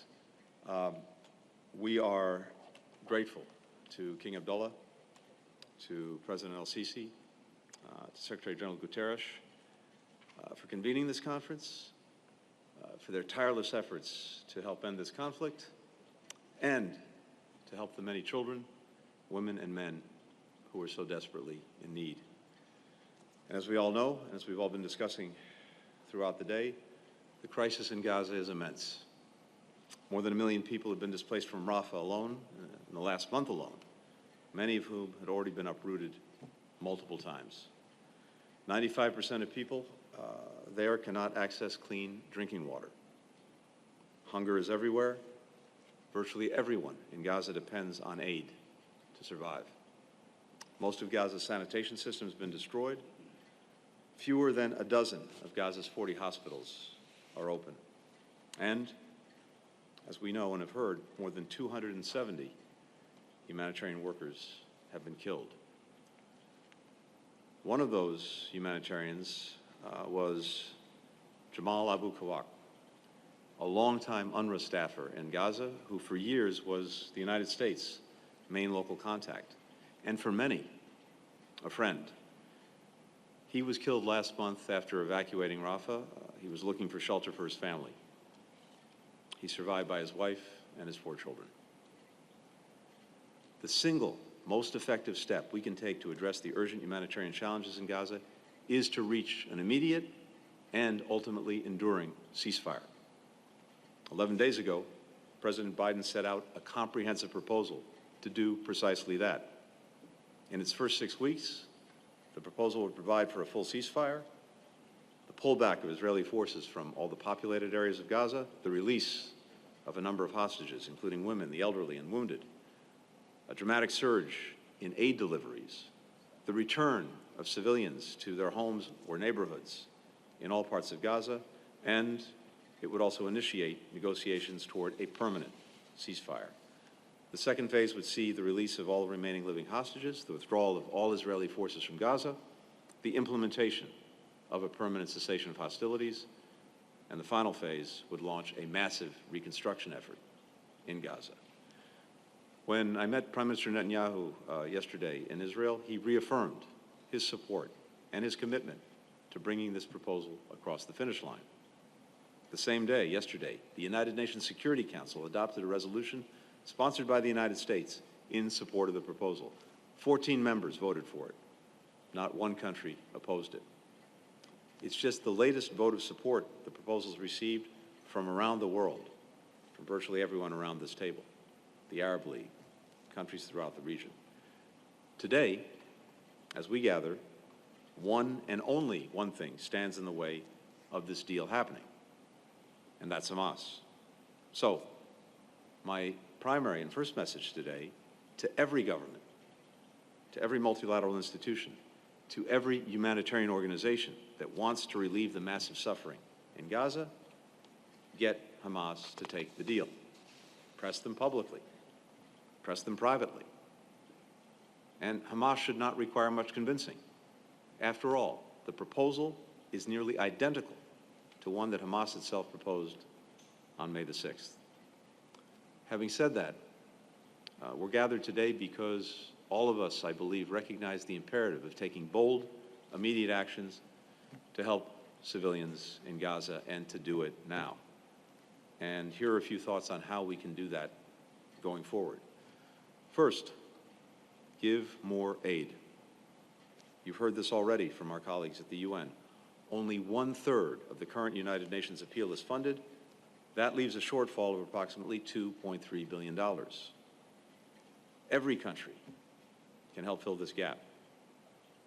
Yet some who've expressed great concern over the suffering of the Palestinian people in Gaza, including countries with the capacity to give a lot, have provided very little or nothing at all. It is time for everyone to step up. And for those who've already given, and given generously, give more. The United States has for decades been the largest single country provider of assistance for Palestinians. Today, I'm announcing an additional $404 million in new aid to Palestinians, in addition to the more than $1.8 billion in development, economic, and humanitarian aid that the United States has provided since 2021. Second, let's work together to ensure that more aid gets into Gaza and, once it's in Gaza, reaches the people who need it the most, by land, by air, by sea. This has been our intense focus since the conflict started. Particularly in recent months, Israel has taken some important steps to open more crossings to address obstacles to the delivery of assistance. But it can and must do more. As we conveyed directly to the Israeli government, it is crucial to speed up the inspection of trucks and reduce backlogs, to provide greater clarity on and shorten the list of prohibited goods, to increase visas for aid workers and to process them more quickly, to create clearer, more effective channels for humanitarian groups to deconflict with IDF operations, to surge life-saving medicine and equipment, to provide everything necessary to repair water and sanitation systems. And Israel must take further steps to reduce civilian casualties, even as it confronts an enemy that started this war with the barbaric slaughter of civilians on October 7th, an enemy that conducts operations from schools, from hospitals, from camps of displaced families, an enemy that cynically hides behind or underneath the people it purports to represent. I think we all know there is no time to waste, given the hell that hundreds of thousands of Palestinians are enduring every single day. 10-year-old Abed lost his parents, his brother, and other family members. They were killed in an airstrike that was targeting terrorists. He said, "When my mom and dad were alive, I used to sleep. Now I can't sleep anymore." There's an acronym that has become increasingly common for children like Abed in Gaza. WCNSF. Wounded child, no surviving family members. 6-year-old Fadi had cystic fibrosis. When the conflict began, his parents could no longer get the food and medicine that he needed to remain healthy. Before he was evacuated to the United States from Gaza, just last month, he was so severely malnourished that his legs could no longer support the weight of his body. 11-year-old Dunya. She lost her parents, her brother, her sister when their home was struck in Khan Yunis.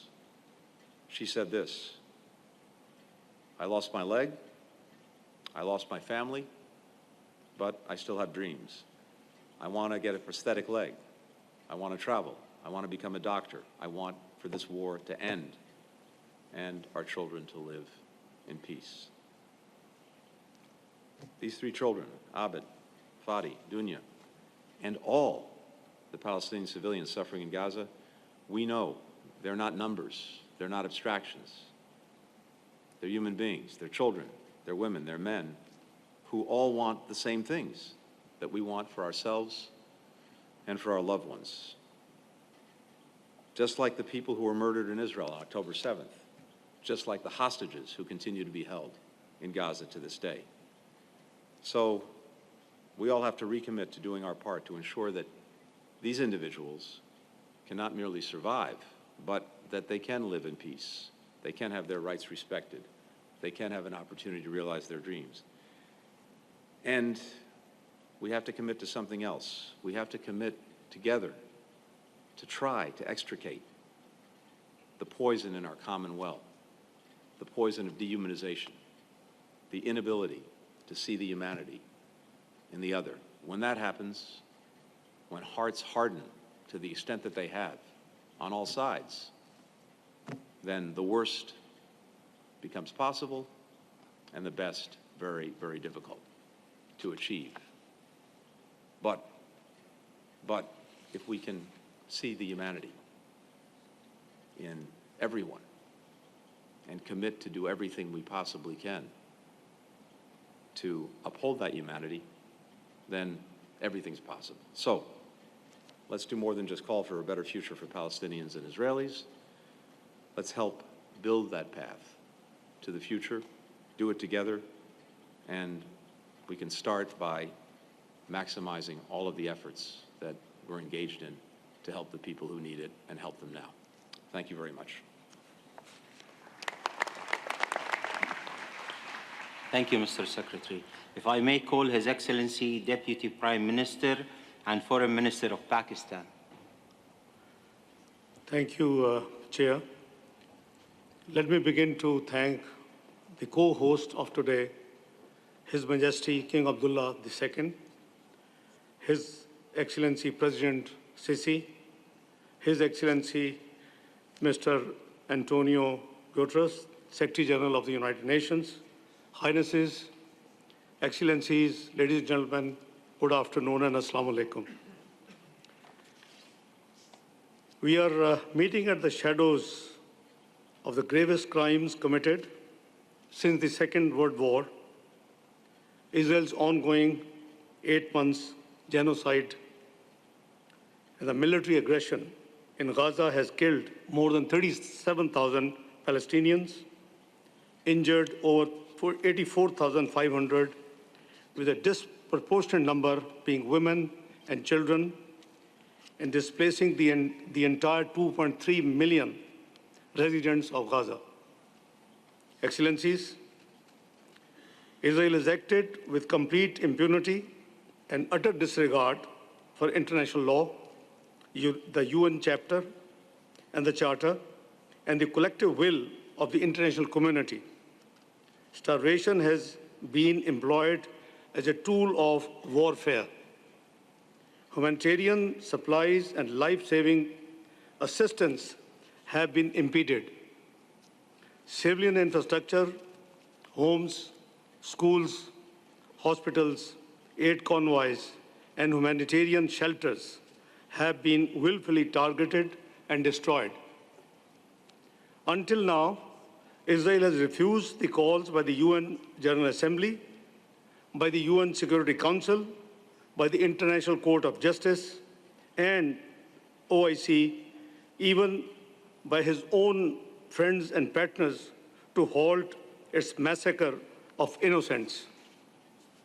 Ladies and gentlemen, the brutal and indiscriminate suffering imposed by Israel on an entire population has been termed as plausible genocide by the International Court of Justice. And the present Israeli leadership has refused this two-state solution. Their objective appears to be to expel the Palestinian again from their homeland and impose a Jewish state final solution. Highnesses, Excellencies, ladies and gentlemen, Pakistan strongly and unequivocally condemns these Israeli atrocities. The government and the people of Pakistan stand in complete solidarity with their Palestinian brethren in these testing times. We have dispatched over 8 plane loads carrying over 2,000 tons of humanitarian assistance for our brethren trapped in Gaza since last October, and will continue to send these relief goods and assistance as long as required. Excellencies, like many of our fellow Muslim countries, we draw hope from the adoption of the UN Security Council Resolution 2735 last night, which welcomes the new ceasefire proposal announced on 31st of May by the US President, Mr. Joe Biden. We hope that the resolution would lead to a permanent and sustainable ceasefire, bringing much-needed peace to the Gaza Strip. We also hope that it would facilitate the safe and effective distribution of humanitarian assistance throughout the Gaza Strip and would ensure the protection of all Palestinians. Excellencies, at this critical juncture, we must undertake concrete steps to effectively redress the situation. One, we must ensure the ceasefire called for by the UN Security Council is complete, durable, and unconditional. It must also halt the violence in the West Bank. Number two, we should step up the provision of humanitarian assistance to beleaguered Palestinians in Gaza and meet their needs for food, medicines, energy, and other essential supplies. We need to enlarge our support for United Nations Relief and Works Agency for Palestine refugees in the Near East and respond to the flash appeal issued by the UN in April. The demonization of UNRWA and the UN must be halted. All donors who have suspended support to UNRWA must reverse their decisions, and all others should enhance their assistance. Ladies and gentlemen, number three, we must call for an embargo on all military supplies and sales to Israel. Number four, we must ensure the immediate withdrawal of Israeli occupation forces from Gaza in accordance with Resolution 2735. We should also consider the deployment of an impartial international force for the protection of Palestinian civilians in Gaza and the West Bank. Excellencies, Pakistan proposes that a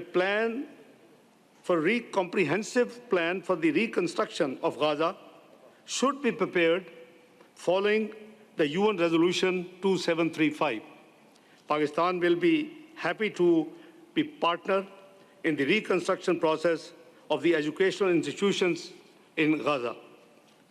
Excellencies, in parallel, we must work to implement the two-state solution, which has again been endorsed by the Security Council resolution.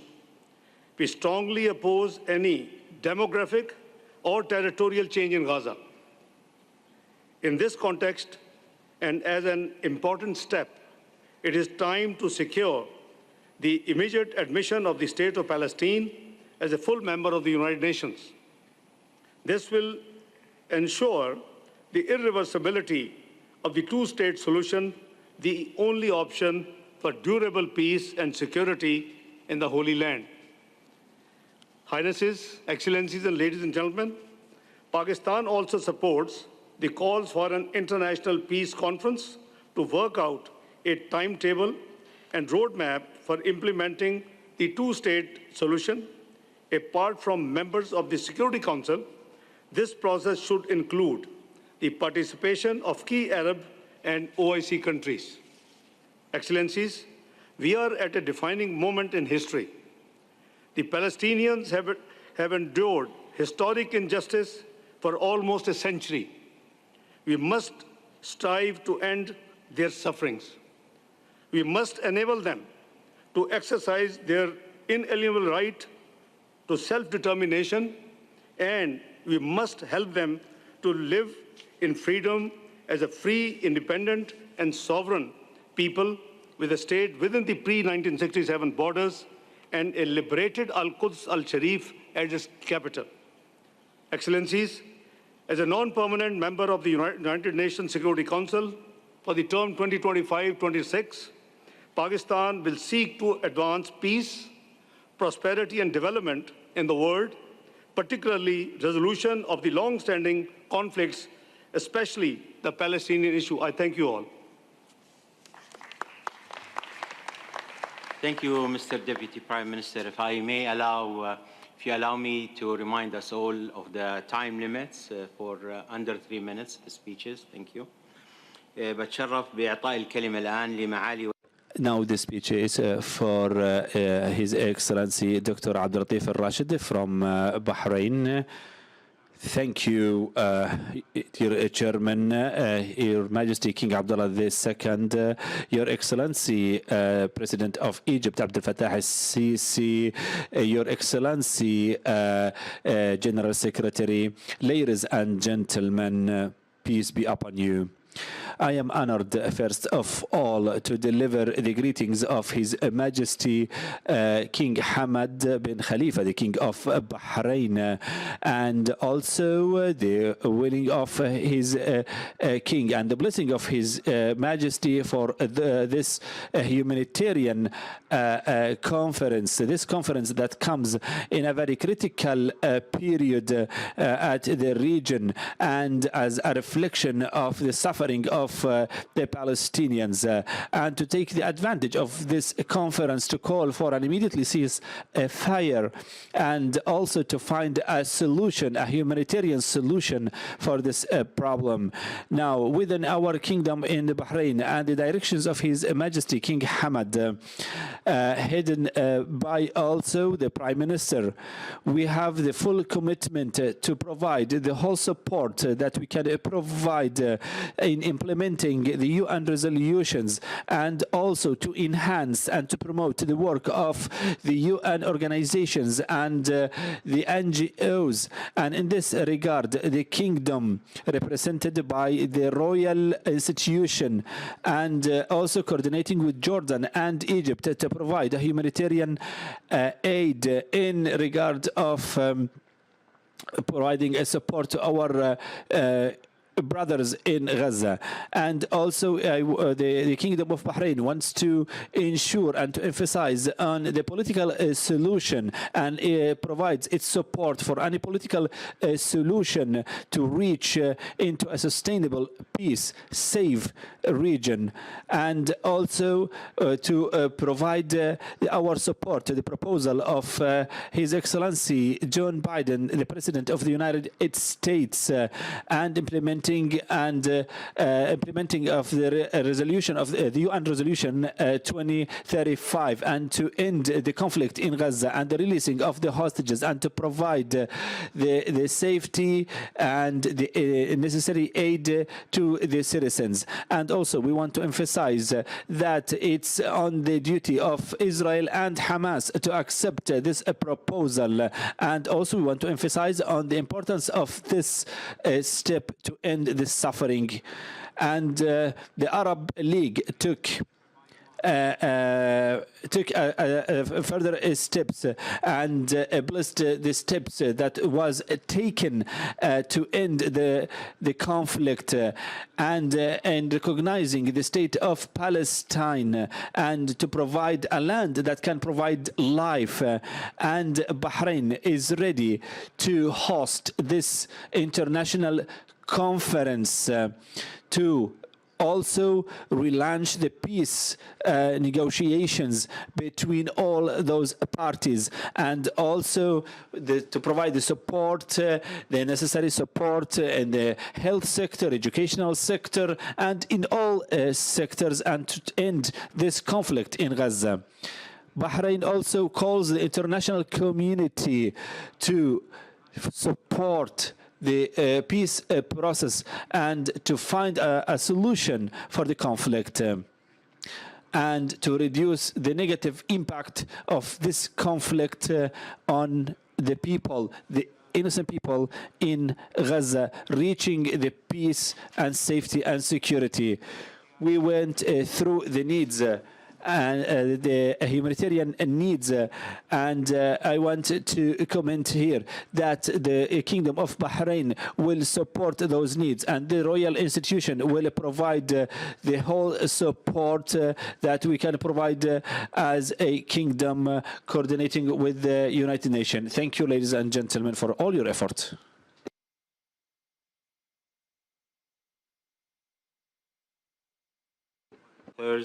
Of the Kingdom of Netherlands. Thank you, esteemed Chair. We are grateful for His Majesty King Abdallah II, His Excellency President al-SIsi, and His Excellency Secretary General Guterres for organizing this crucial conference. The Jordanian hospitality is impressive. While the human suffering in Gaza is beyond our worst imagination, the need for urgent action remains crystal clear. First, all sides need to respect international humanitarian law and implement the provisional measures of the International Court of Justice, which means, inter alia, that Israel must halt his operations in Rafah now. Also, Israel and Hamas must agree on an immediate ceasefire deal as soon as possible. For the Gazan people who are in dire need of help and protection, and for the release of all remaining hostages. Israel and all others involved must make sure that all border crossings are open for aid, including commercial flows, and that that aid reaches all those in need, wherever they are within the Gaza Strip. Against this background, the Netherlands has decided to make available another 13 million euro for humanitarian aid through different organizations, including UNRWA. Also, I would like to underline that Security Council Resolution 2720 is crucial, and that the international community must keep supporting the efforts of Sigrid Kaag, the UN Senior Humanitarian and Reconstruction Coordinator for Gaza. It's deeply saddening that organizations capable of alleviating suffering in Gaza are being attacked, blocked, and undermined. And we must ensure that all aid workers can move freely and do their work in safety. As team chair, we must think about the day after the war and how we will rebuild Gaza with the Palestinian Authority back in charge. The Netherlands is setting aside 20 million euros for early recovery and reconstruction efforts. Thinking about a brighter future also means working towards a viable Palestinian state alongside a secure Israel, by working on reconciliation and fostering respect for each other's rights, needs and aspirations. Because that is the only way the Palestinians and Israelis can live together in peace. In conclusion, protecting civilians is both a moral imperative and a legal obligation, a non-negotiable responsibility that all parties must uphold. And therefore, all parties should strive for an immediate ceasefire in line with the UN Security Council resolution. Thank you, Chair. Thank you, Your Excellency. If I may call His Excellency the Foreign Minister of Malaysia. Bismillahirrahmanirrahim. Assalamu alaikum wa rahmatullahi wa barakatuh. Mr. Chairman, Malaysia joins the previous speakers commending the Islamic Kingdom of Jordan and the Arab Republic of Egypt for their leadership in this crucial initiative. We also thank Secretary General Guterres for driving this humanitarian conference and for his steadfast dedication to the Palestinian cause.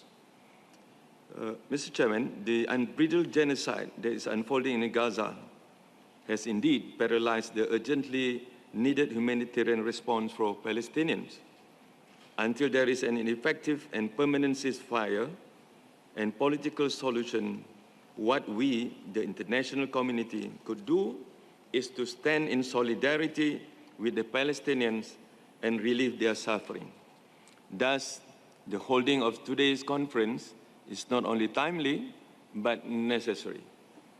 Excellencies, as we discuss humanitarian response for Gaza, we must also review prevailing challenges, lest our efforts will be in vain. Several conditions must be taken into account to facilitate and ensure seamless flow of humanitarian assistance. The brutal reality on the ground is that there is still no guarantee for safe, secure, and unhindered delivery of aid.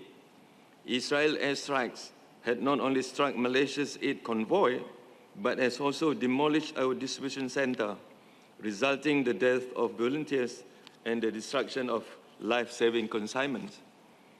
These barbaric attacks did not and will not deter Malaysia from its humanitarian commitments. Excellency, in response to the dire humanitarian crisis in Gaza, The government of Malaysia, in collaboration with more than 50 national NGOs, has dispatched over 5,000 tons of vital aid to Gaza. We will continue our humanitarian support together with the UN and other partners. In doing so, we will take into account the outcome of today's deliberations by respective working groups. Excellency, we all can agree that it would be impossible for any immediate humanitarian response to materialize in the absence of permanent and effective ceasefire and political solution. As a matter of principle, Malaysia has always been a strong advocate for peace and stability. We will stand in solidarity with any genuine effort that promotes peace and settlement of conflicts.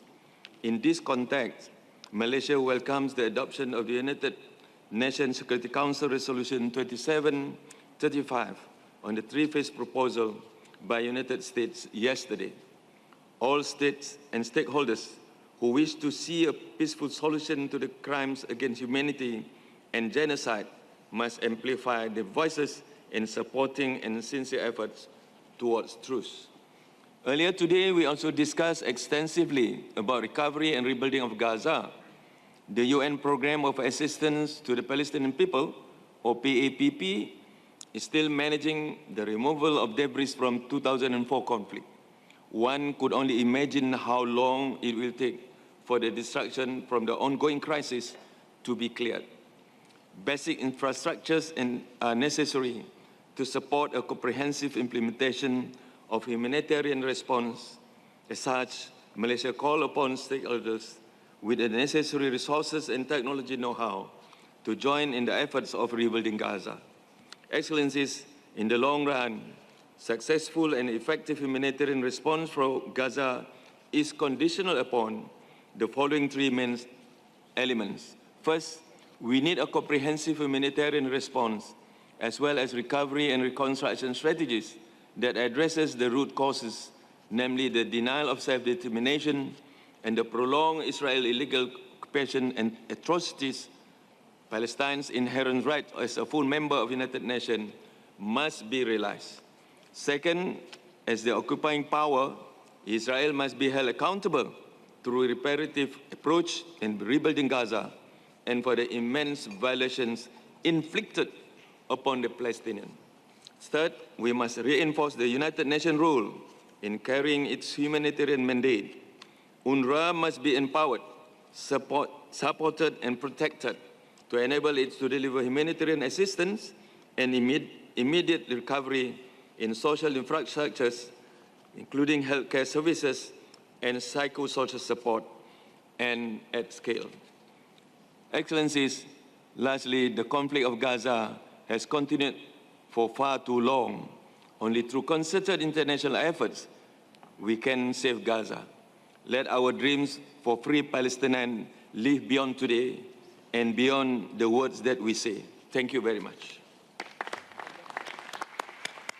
Thank you, Your Excellency. أتشرف بدعوة معالي وزير خارجية دولة الكويت الشقيقة السيد عبد الله اليحيى. شكرا أخ الرئيس. بسم الله. Thank you, Your Excellency. Thank you, Chairman. Best prayers on our Prophet Muhammad, Your Majesty, King Abdallah II, the King of the Hashemite Kingdom of Jordan, Your Excellency Abdel Fattah al-SIsi, the President of Egypt, Your Excellencies, the General Secretary António Guterres, ladies and gentlemen, again, peace be upon you.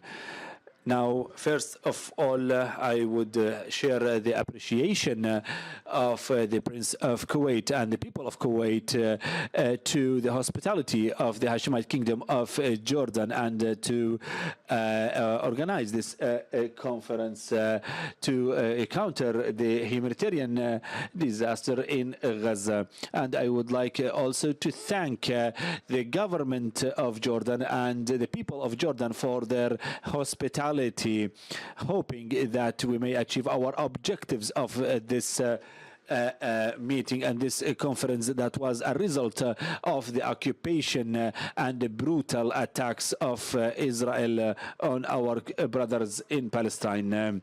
Ladies and gentlemen, the suffering that our colleagues, that our brothers in Palestine are subject to, it's something that even you cannot imagine it. This brutal attacks, it's one of the worst among the history that broke all of the human morals and it causing suffering to the Palestinians. And this is another line of the brutal occupation policy and strategy. And the state of Kuwait condemned all those actions that was taken by the Israeli government and condemns its brutal attacks that led to displace a lot of Palestinians, and a lot of them, they were killed. And among those, a lot of them, they were children. And also at the same time, we want to emphasize on the responsibility of the international community to provide the suitable humanitarian aid and at the same time to recognize the breaking of the international law by the Israeli state. Ladies and gentlemen, Kuwait will not keep short any effort to provide any support to help to remove the injustice of our brothers in Palestine. And also at the same time, we want to emphasize on the role of the other states and also of Kuwait to provide the support that we have been sharing and also providing to Gaza since the beginning of the conflict.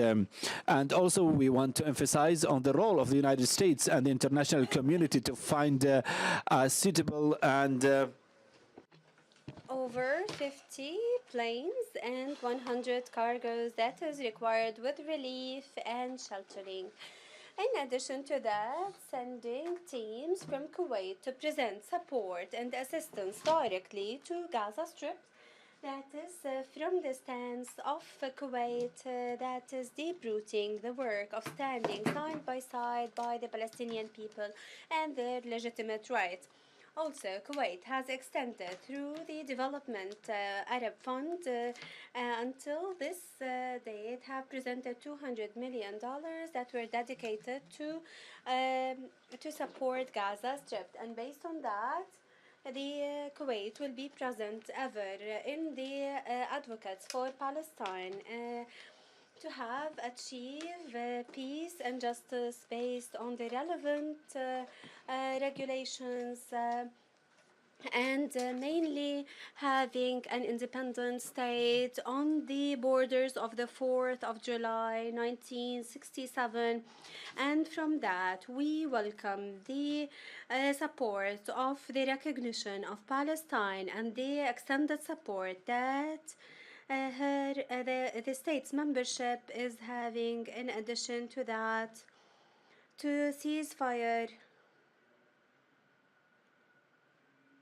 hoping that the international community will see that the situation in this area will not be safe until we solve this conflict. Thank you. Peace be upon you.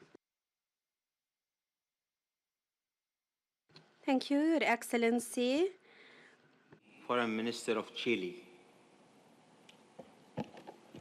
Thank you, esteemed Chair. I thank the Hashemite Kingdom of Jordan, the Arab Republic of Egypt, and United Nations for organizing this very timely international conference. There are no words to describe the situation in Gaza, where the most affected are women and children. The action from the international community is urgently needed, not only by providing humanitarian assistance, but also by supporting the main parties to create a political horizon for the creation of a Palestinian state living side by side with Israel and both in security and prosperity. Chile is the home of the largest Palestinian community outside the Middle East. Chile also hosts a smaller but important Jewish community. Both of them have contributed immensely to the richness of the Chilean social fabric. Chile has historically advocated for the peaceful resolution of disputes and the recognition of both Israel and Palestine as sovereign states. We have consistently supported the two-state solution with secure, internationally recognized borders according to United Nations resolutions and with full respect of the human rights of all of its inhabitants. Chile has promoted this stance in all relevant international fora, emphasizing the importance of peaceful coexistence, but also the need to put an end to the illegal occupation of the Palestinian territories. In response to the ongoing conflict, Chile's government has called for a full compliance with international law and international humanitarian law. We have condemned Hamas terror actions, demanding the immediate and unconditional release of hostages. Likewise, Chile strongly condemns the indiscriminate and disproportionate attacks of Israel on civilians in Gaza, especially women and children. The principles of proportionality, distinction, humanity, and precaution must guide the use of force in legitimate defense. We demand Israel to comply with the provisional measures ordered by the International Court of Justice, particularly to cease military offensives in Gaza that could further harm its population. I recall that the International Court of Justice provisional measures are mandatory. Chile has referred the situation of Palestine to the International Criminal Court. Moreover, President Boric announced Chile's intervention in a case presented by South Africa against Israel to the International Court of Justice. We have also made contributions through the United Nations system to provide urgent humanitarian aid to Gaza's population. Additionally, we have worked to protect our nationals and their relatives in Palestine, granting, for some cases, temporary residence to family members of Palestinians in Chile. Efforts to alleviate the humanitarian crisis in Gaza and eliminate violence will only be effective if the United Nations Security Council resolutions and the International Court of Justice measures are complied with, leading to the realization of the two-state solution. This in accordance with the appropriate United Nations resolutions. We celebrate the approval by the Security Council of Resolution 2735, endorsing a Gaza ceasefire plan. Chile urges both Hamas and the Israeli government to comply in good faith with this resolution, emphasizing the need for the rule of law and reason to prevail. Thank you very much. Thank you, Your Excellency. If I may call His Excellency Minister for Foreign Affairs of the Hellenic Republic. Thank you, esteemed Chair. Thank you for timely convening this call for action from Jordan, His Majesty King Abdallah II, President Sisi, and Secretary General Guterres. Three issues. First, we need to broaden humanitarian assistance towards Gaza, and we have to do it immediately. We need to allow further crossing routes. We need to allow for more trucks, airdrops, and sea routes. We need to give more to the humanitarian aid. And finally, I will call for more emphasis on injured people and children who are going to suffer from post-trauma in the future. Secondly, we need an immediate reconstruction plan. We need to establish a clear path towards more housing units, essential supplies, and critical infrastructures. This has to be done today. We cannot wait for the ceasefire, because only under these conditions we can see for people to get back to their homes, because we do not have only forcible displacements, but we could also have a de facto displacement if people do not have the necessary premises in order to get back to their home. So we need to have an immediate plan for the reconstruction. And third, we need to coordinate our activity towards the humanitarian assistance and the peace formula on an international level. We need broader participation of the United Nations, both in terms of the humanitarian assistance and in relation to the security on the spot. In this context, I propose that the Foreign Affairs Council of the European Union also that a joint task force between European Union and Arab foreign ministers is composed in order to push further in order to get the ceasefire and the humanitarian reconstruction. Finally, I would like to make a point that it is probably for the first time in history that we have such a universal call for immediate ceasefire and unconditional release of hostages. There hasn't been a single time in history that the whole world is united in this call, and I think we should just seize the moment. We have to endorse the President Biden's peace formula, which was enhanced also by the Security Council of the United Nations, and we need to immediately push forward in all possible terms in order to have this immediate ceasefire, and then to provide vision to the Palestine people, to provide sustainable vision for a Palestine state on the basis of the two-state solution and the resolutions of the Security Council tomorrow. Might be too late for this. Thank you so much. Thank you, Your Excellency. If I may call His Excellency Minister of Foreign Affairs of Colombia. Thank you very much.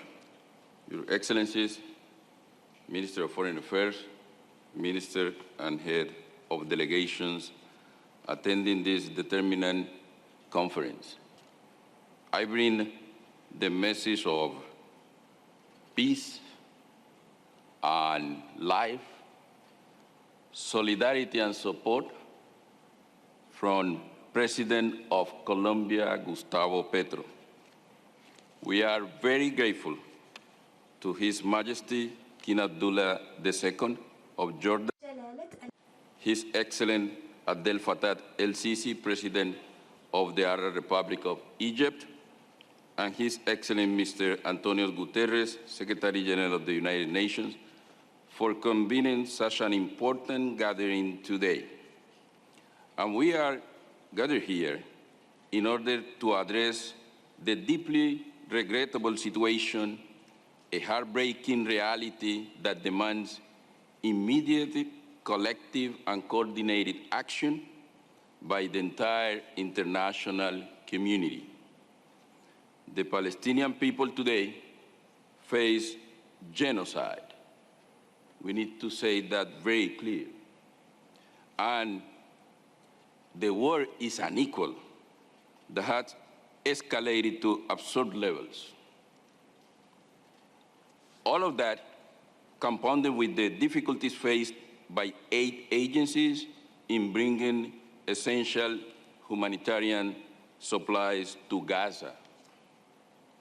The human suffering is unacceptable and requires an urgent and effective response for the international community.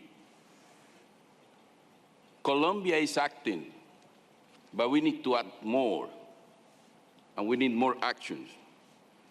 Colombia, along with a significant number of countries from the region and the world, has remained vocal in the multilateral forum and insisted on the need to find a peaceful solution to the conflict, as well as supporting all United Nations resolutions that promote a lasting solution to the Palestinian question.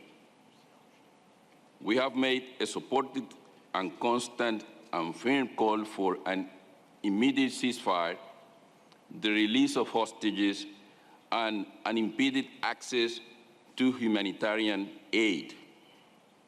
Colombia supported the proceedings instituted by South Africa against Israel before the International Court of Justice for the violations of the 1948 Convention Against Genocide. We also express our support to the International Criminal Court prosecutor Karim Khan's decision to issue arrest warrants against or for current leaders of the government of Israel and Hamas that have committed crimes against humanity. Colombia broke diplomatic relations with Israel as a sign of our condemnation of actions that constitute war crimes and violation of human rights and international humanitarian law. Because this is a precedent that cannot happen in the world.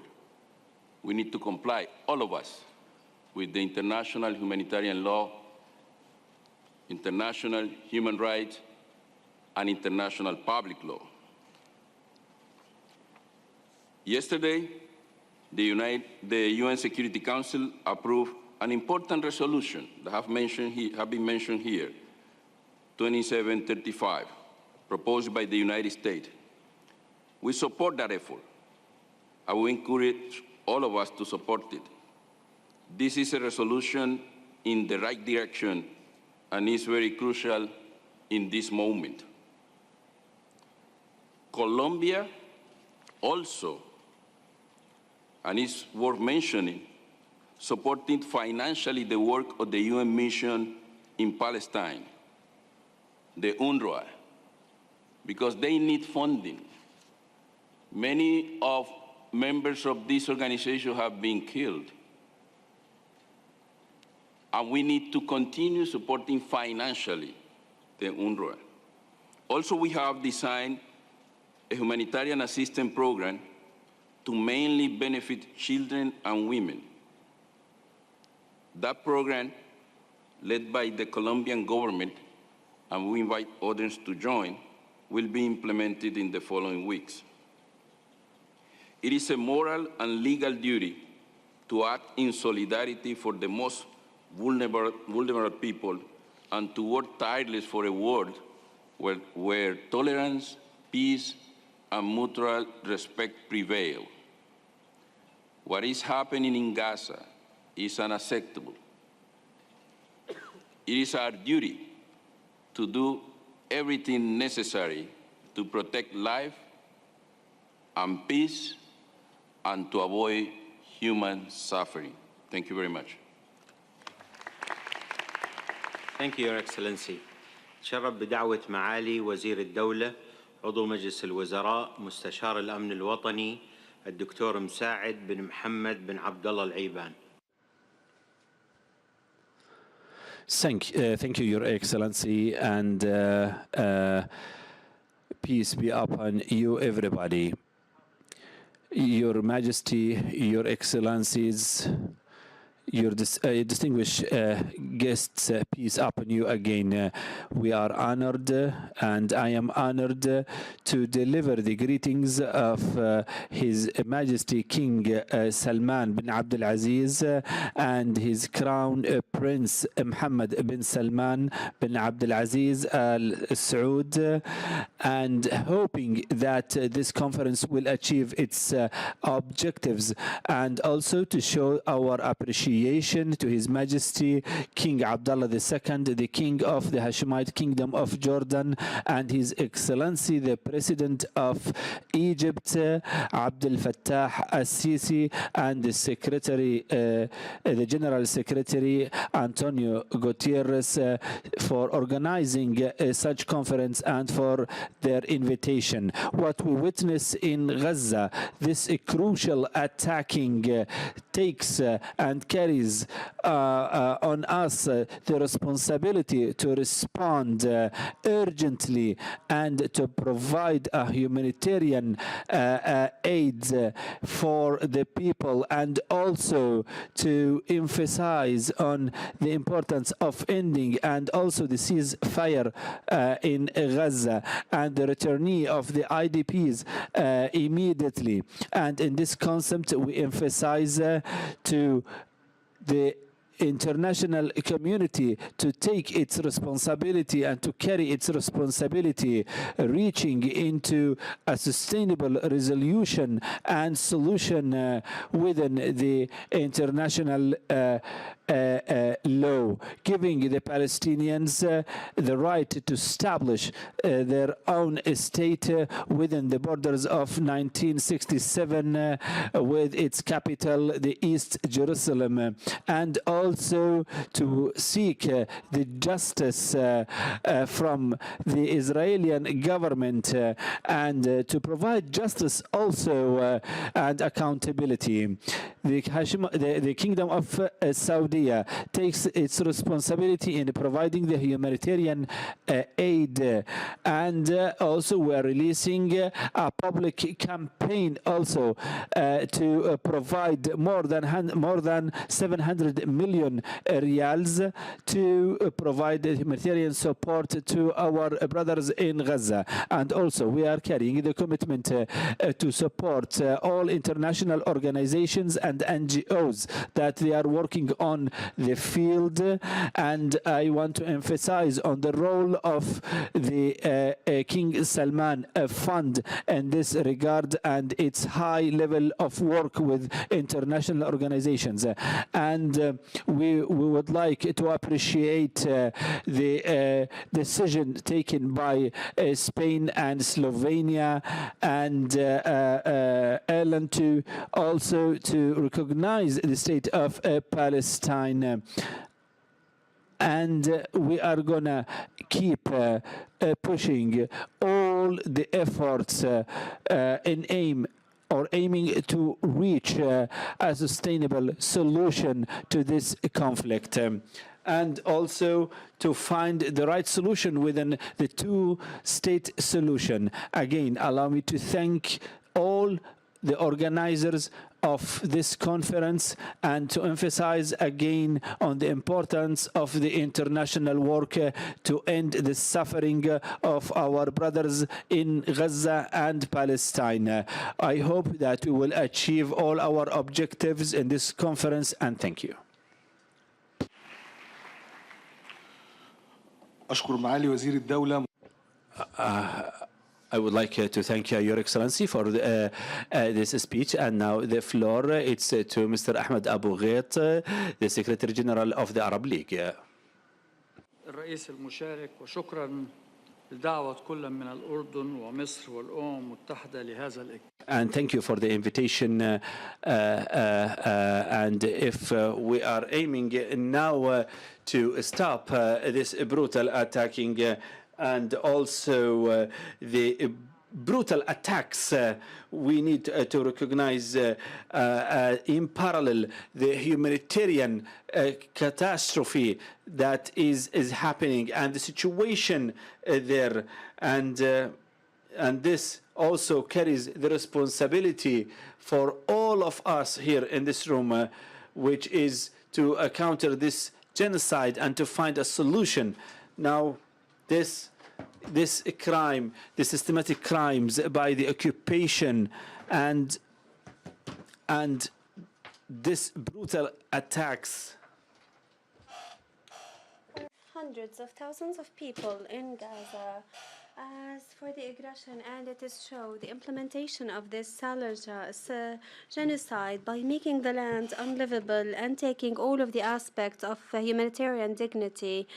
Our responsibility of all of us and our duty is to do all of what we can do so that this devilish plan would not pass. And how we do know that all of the humanitarian organizations are incapable of working in Gaza. There is no safe place, and there weren't any safe place since months in this trip. No organization was free from targeting from the Israeli occupation. Stopping the work of UNRWA is on the ground with a methodological plan that was still aiming at stopping the support of this entity. And it should be clear that without the role of UNRWA, the humanitarian situation is catastrophic in Gaza. So this is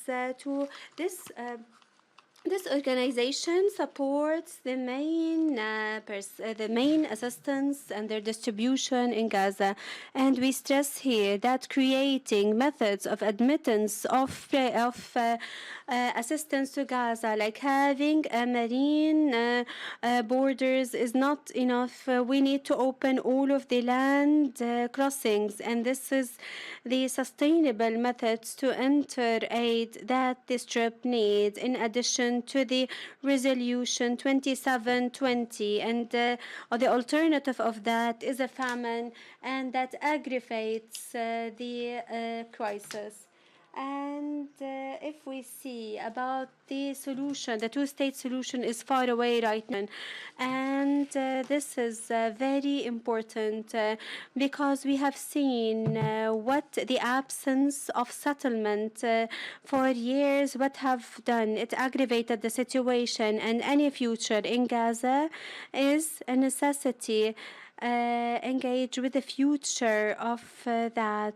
So anything is a path that we need to work on at all of the level, and we need to work on the borders of 1967 with the capital of East Jerusalem.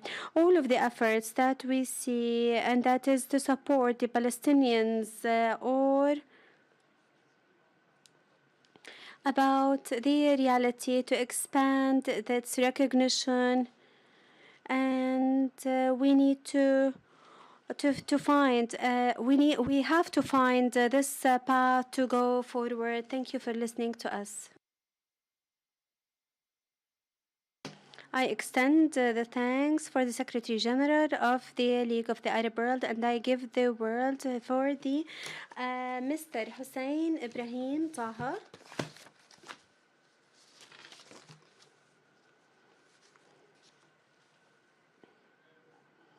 In the name of God, the compassionate, the merciful, peace be upon the Prophet and his companions. Souverain du Royaume Hachémite de Jordanie, Excellence, Monsieur le Président. His Majesty King Abdallah II, His Excellency President Abdel Fattah al-SIsi, the President of the Arab Republic, and the President of Mahmoud Abbas, President of the State of Palestine, His Excellency António Guterres, Your Majesty's Excellency, and so peace be upon all of you. At the outset of my speech, I would like to express my gratitude to the Hashemite Kingdom of Jordan, the Arab Republic of Egypt, and the United Nations for initiating and supporting this conference, and also all of the countries that are participating in this conference for their commitment and advancing towards our humanitarian obligations towards Gaza Strip. We believe that this conference that presents a crucial opportunity in its challenges will pose an important place to assess the devastating impact of the prolonged Israeli aggression on the Gaza Strip over the past 8 months, and to enhance international solidarity and collaboration from the international community at a vast level to conduct their responsibility and all of the parts of the occupied Palestinian territories. Your Majesties, Excellencies, and Highness, we at the Organization of Islamic Cooperation, we continue to condemn the acts of genocide perpetrated by the Israeli occupation in the Gaza Strip, and we emphasize the urgency of achieving immediate and permanent ceasefire, a comprehensive ceasefire, and putting an end We need to put an end to all of the Israeli violations in the occupied Palestinian territories, including Jerusalem and Gaza Strip. And we demand the respect of Resolution 2735, and we follow up on the genocide that is being perpetrated by the Israelis. So without any deterrence, we want to confirm that it is not acceptable that the Palestinian people continue continuously with the wars and the tragedies and the destruction that we are suffering in their land. So therefore, we should all shoulder the responsibilities in the community, the assurance of the respect of the international law and the implementation of the legitimacy, the legal legitimacy, and working towards the reconstruction of Gaza Strip. I'm fully committed that the outcomes of this workshop or this conference will be the hope in this difficult situation, and the Islamic cooperation and the Organization of Islamic Cooperation will continue to work to promote the steadfastness of the Palestinian people to regain their life. And I emphasize that the solution of the Palestinian cause needs to have a political aspect with an international support multilaterally, and the Israeli occupation should end, and this will lead to the establishment of the independent Palestinian lands on the lands of the 4th of July for the year 1967, with Jerusalem its capital, in accordance with the International Legitimacy Resolution and the Arab Peace Initiative. And in conclusion, I express my gratitude to the Hashemite Kingdom of Jordan, led by His Majesty King Abdallah II, for its substantial contributions to the conference's success, and also for their generous hospitality and warm reception. And I hope to God that this conference will fulfill its noble goals and objectives. Peace be upon all of you. Time we have left, I would like to reiterate our call for Your Excellencies for the statement not to exceed 3 minutes. Thank you.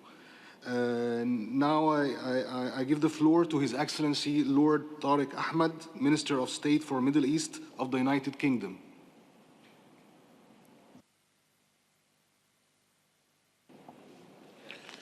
Bismillah ar-Rahman ar-Rahim. Assalamu alaikum wa rahmatullahi wa barakatuhu. Good afternoon. The terrible human cost of this conflict is clear. It is clear for the world to see. And today we are united in our determination to get aid to those in desperate need in Gaza. I am extremely grateful on behalf of the United Kingdom government to our hosts, His Majesty King Abdullah of Jordan, His Excellency President al-SIsi of Egypt, and the UN Secretary General Guterres for bringing us together in this vital mission.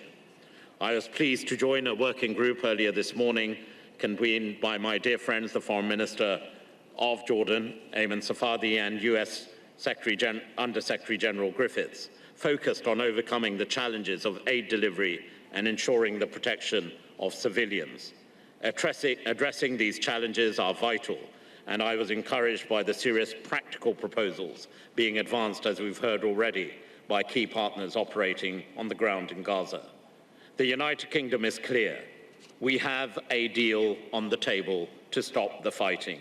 We have a UN resolution agreed yesterday to end this war. It is now to act and deliver. Palestinians are suffering now more than ever, and we must now do our absolute utmost to alleviate their pain and suffering. In this regard, our partnerships are essential. With our £2 million contribution to the World Food Programme, the United Kingdom helped establish the Jordanian land corridor with His Majesty King Abdullah's vital leadership. Working with the United Nations and Jordan, we have also delivered food tents to Gaza through this vital corridor and are now operating a field hospital run by UK Med that is treating over 100 patients a day. This corridor continues to play a pivotal role in our collective efforts. We are also announcing an additional £1 million for Jordan to get more medical supplies and prosthetics into Gaza using this route. I was in Jordan but a week ago discussing this directly with His Highness Prince Rashid. Along with this, though, we must do more. Israel must focus on allowing unhindered access through all land and maritime routes, whilst protecting civilians and humanitarian workers. And I join all others who have recognized the vital contribution of UN and other agencies, aid workers on the ground, to have the access equipment, but also the safety and security to do their job. And ultimately, basic services to civilians in Gaza must resume immediately. In conclusion, this is a real moment for us all. Let us define the pathways needed. Let us allocate the responsibilities required, the timelines to deliver. We must ensure that this fighting ends, that Palestinian governance in Gaza and across the West Bank is strengthened, and we work unrelentingly until we see not just the vision, but the reality of two states. We must remain united and steadfast in making this a reality, to bring peace for Israelis and Palestinians alike. Israel and Palestine, side by side, living together as neighbors in security, in peace. Wa akhiru da'wana anil hamdulillahi rabbil alameen. Shukran jazeeran. I thank His Excellency Lord Tariq Ahmed, and now I give the floor to His Excellency Minister of Justice and Correctional Service of South Africa.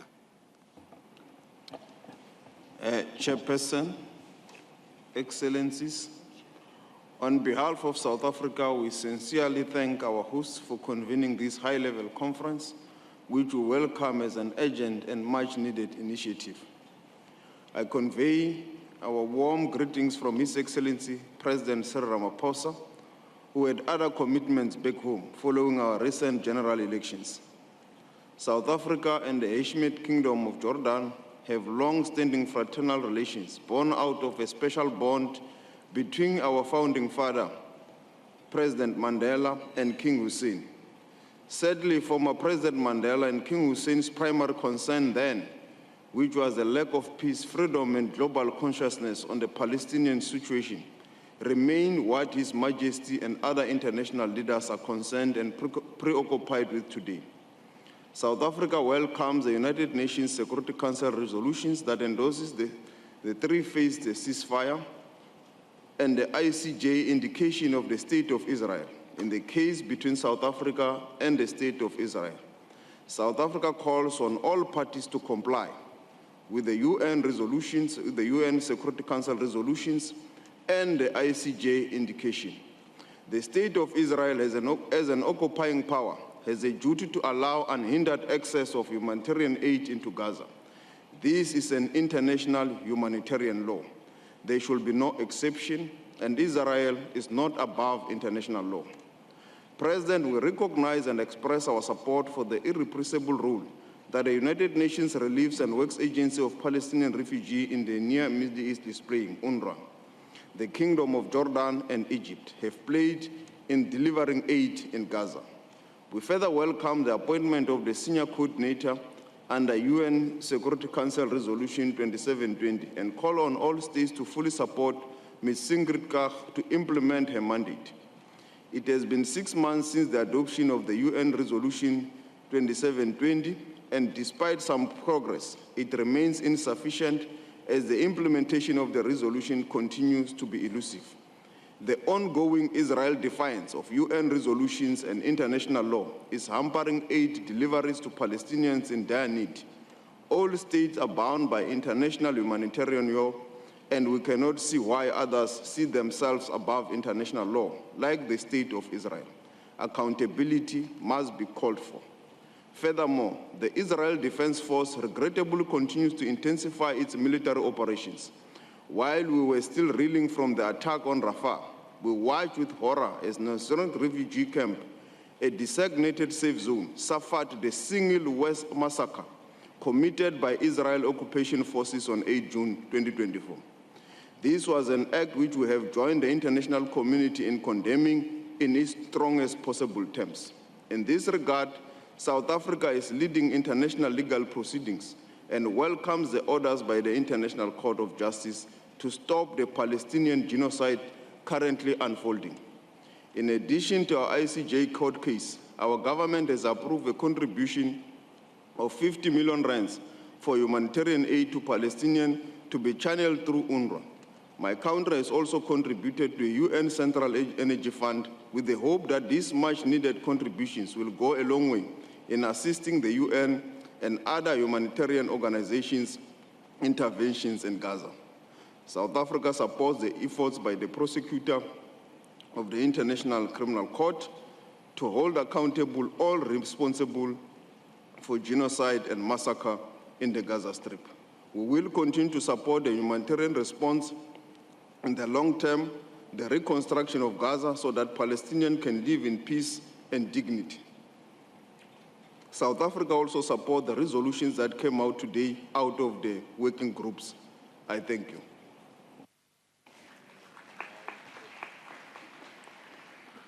Thank you, Your Excellency. Now I give the floor to His Excellency Minister of International Development of Canada, Mr. Ahmed Hussein.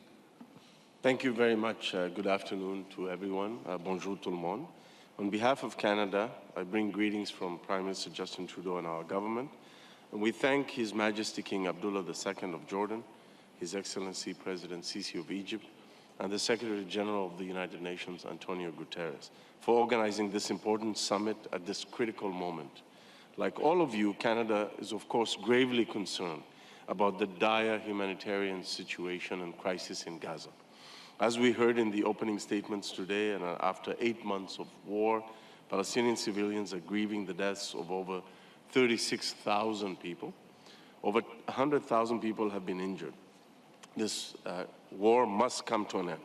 Canada fully supports the proposed ceasefire and hostage release deal outlined by President Biden on May the 31st, 2024, and UN Security Council Resolution 2735 that passed last night, supporting this three-phased ceasefire plan. This resolution comes after the largest loss daily of Palestinian life to date in this war in the Nuseirat refugee camp. There is no time to lose.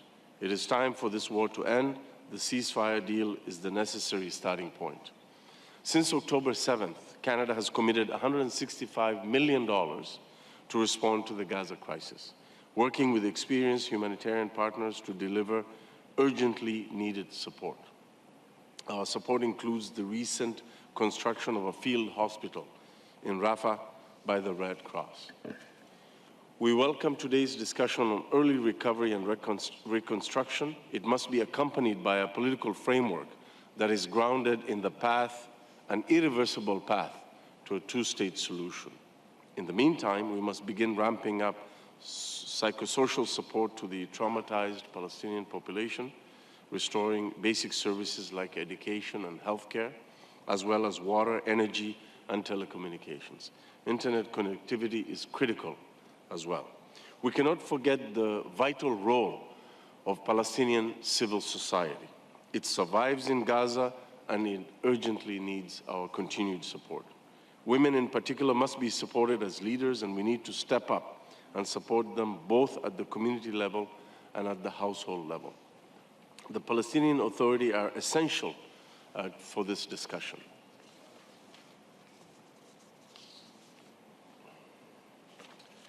We must continue to strengthen the capacity of the Palestinian Authority and their role in Gaza. We also cannot ignore the deteriorating situation in the West Bank. We must stand united in calling for the full protection of Palestinian civilians facing displacement and violence on a daily basis in the West Bank. Canada stands ready to work with all of you as we have been. We must bring this humanitarian tragedy to an end. We must restore dignity and hope to the Palestinian people and an end to this historic conflict. The people of Gaza deserve the chance to heal and rebuild their lives. Tomorrow must start today. Thank you. Merci beaucoup. Shukran jazeelan.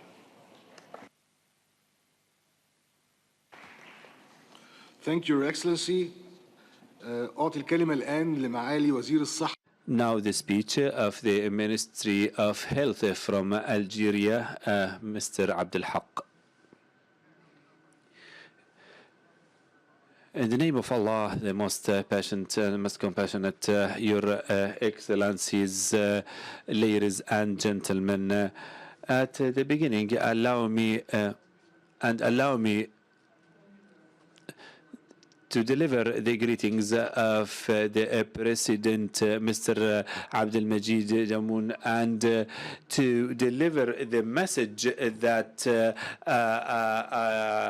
I want to deliver from His Excellency, Your Majesty, King Abdallah II, the King of Hashemite Kingdom of Jordan, Your Excellency Abdel Fattah al-SIsi, the President of Egypt, Secretary General, your Crown Princess, Prince and Princess, also, ladies and gentlemen.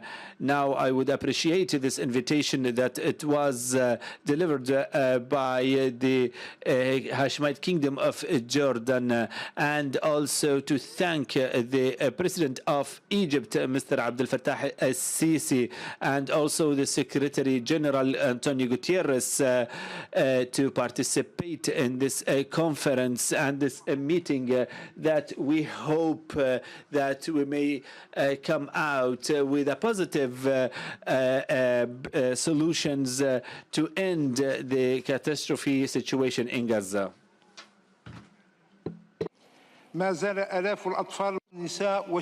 Thousands of children, elderly and women are facing the destruction and killing mechanism, and this is a stigma in the history of humanity before the failure of the community to face the situation. As a permanent member state in the Algeria has worked as presenting resolution for the ceasefire and to facilitate support and to push forward toward respecting international decisions. Algeria have also extended the support by sending humanitarian aid within the international coordination with Egypt, and to extend the support for the UNRWA.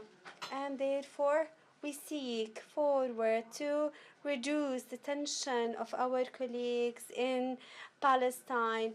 Well, our dear colleagues, in light of our foreign policy, Algeria, as it is participating in this meeting, we need to achieve three objectives. First, to activate UN resolutions of the ceasefire and adopting mechanisms for the immediate ceasefire, and we welcome resolution 2035 that should be applied immediately so that the misery of the Palestinian people ends, assuring the assistance to those who are harmed and assuring their protection with giving an implementation for resolution 2027.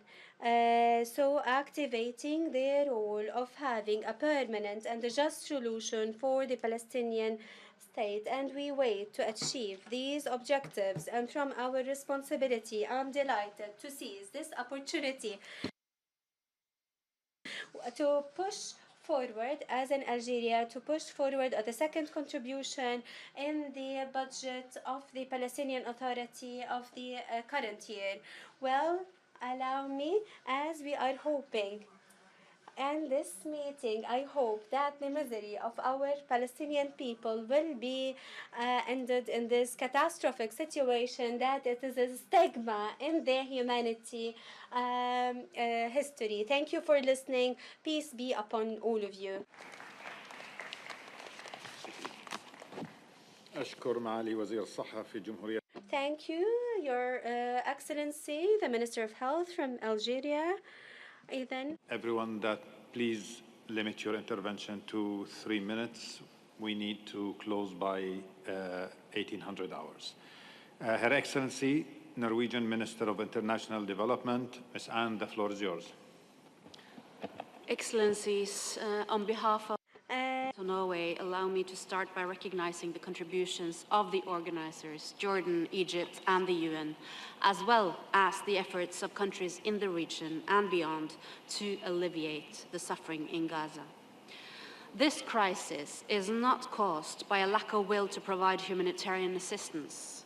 It is caused by parties to conflict unwilling to adequately protect civilians from the violence they unleash.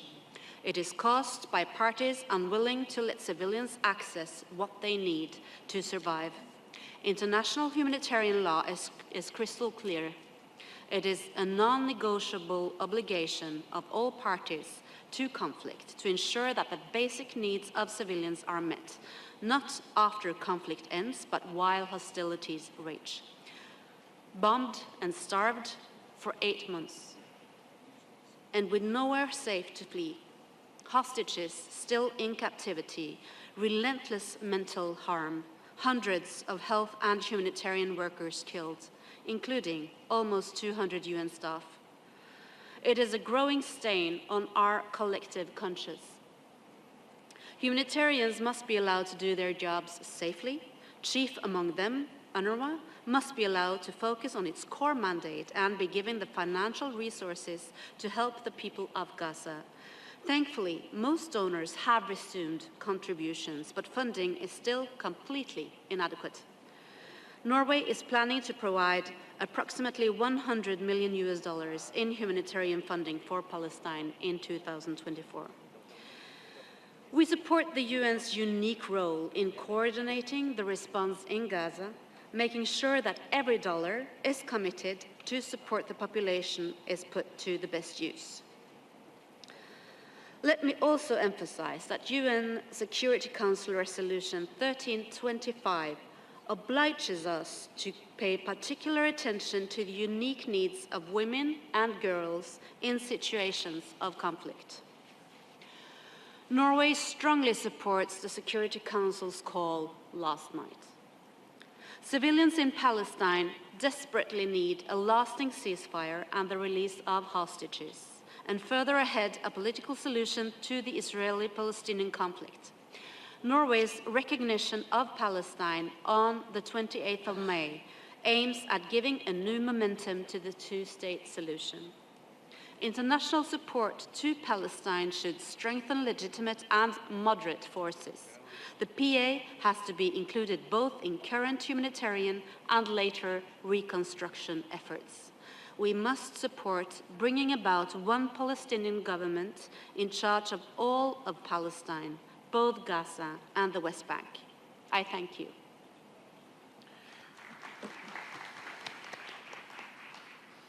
Thank you, Excellency. And now I give the floor to Her Excellency, Australia's Minister of Youth. Dr. Anne, the floor is yours. Thank you. Australia thanks His Majesty King Abdallah for hosting this country. We add our thanks to His Excellency President Abdel Fattah al-SIsi and to the UN Secretary-General for convening us all here together today. We agree with many who have spoken today. The widespread human suffering in Gaza is unacceptable.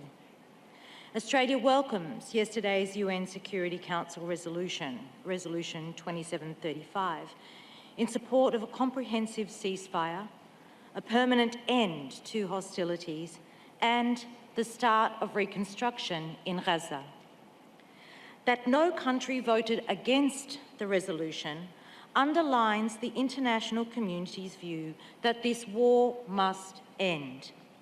And Australia will continue to work with countries that support peace to press for agreement to the proposal. Any delay will only see more lives lost. Australia reiterates its calls for the protection of civilians, for all parties to respect international humanitarian law, and for the immediate release of hostages. Israel must allow life-saving aid to flow at scale as ordered by the International Court of Justice. Australia has committed $62.5 million in humanitarian assistance to the region since the 7th of October 2023, including $41 million to support people affected by the Hamas-Israeli conflict. Our funding supports food, water, medicines and shelter, with a focus on women and children. Today, Australia pledges a further $10 million in humanitarian assistance through the World Food Programme to meet the dire need for food assistance in Gaza, bringing our total contribution to $72.5 million since this war started. We continue to monitor the humanitarian situation closely, and we stand ready to provide further support. This devastating crisis demonstrates the need for a political solution to the long-running Israeli-Palestinian conflict. Australia remains steadfast in our support for a two-state solution, a Palestinian state and the State of Israel, living side by side in peace and security within internationally recognised borders. We thank you. Shukran jazilan. عفواً and شكراً Your Excellency. معالي الوزير الأمين العام لرئاسة الجمهورية الموريتانية الإسلامية الشقيقة مولاي محمد تفضل. بسم الله الرحمن الرحيم والصلاة والسلام على أشرف الأنبياء والمرسلين. اسمحوا لي أولاً أن أنقل إليكم تحيات فخامة الرئيس محمد ولي الشيخ الغزواني رئيس الجمهورية الإسلامية الموريتانية، الذي كان حريصاً على مشاركتكم هذا الاجتماع الهام، إلا أن بعض الالتزامات الملحة حالت دون ذلك، وقد شرفني بتمثيله في هذا المؤتمر الهام، وهذه كلمته. بسم الله الرحمن الرحيم وصلى الله على النبي الكريم صاحب الجلالة الملك عبد الله الثاني بن الحسين ملك المملكة الأردنية الهاشمية، فخامة الرئيس عبد الفتاح السيسي رئيس جمهورية مصر العربية الشقيقة، أصحاب الفخامة رؤساء الدول، صاحب المعالي الأمين العام للأمم المتحدة السيد أنطونيو غوتيريس، أصحاب السمو والمعالي والسعادة ممثلو الدول الأعضاء، أيها السادة والسيدات. أود في مستهل هذه الكلمة أن أتقدم إليكم بخالص الشكر وبالغ الامتنان لصاحب الجلالة الملك عبد الله الثاني بن الحسين، ولصاحب الفخامة الرئيس عبد الفتاح السيسي، وللأمين العام للأمم المتحدة السيد أنطونيو غوتيريس على الدعوة المشتركة التي وجهوها لي للمشاركة في هذا المؤتمر. In this high-level meeting in Jordan, and to have peace and stability in our Arab world under the urgent humanitarian response to Gaza.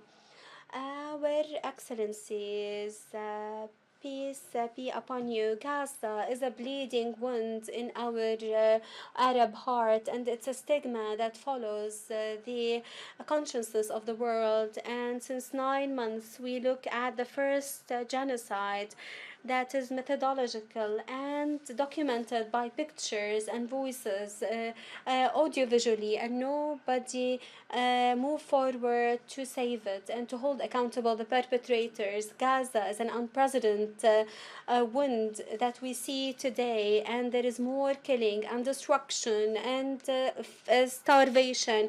Gaza is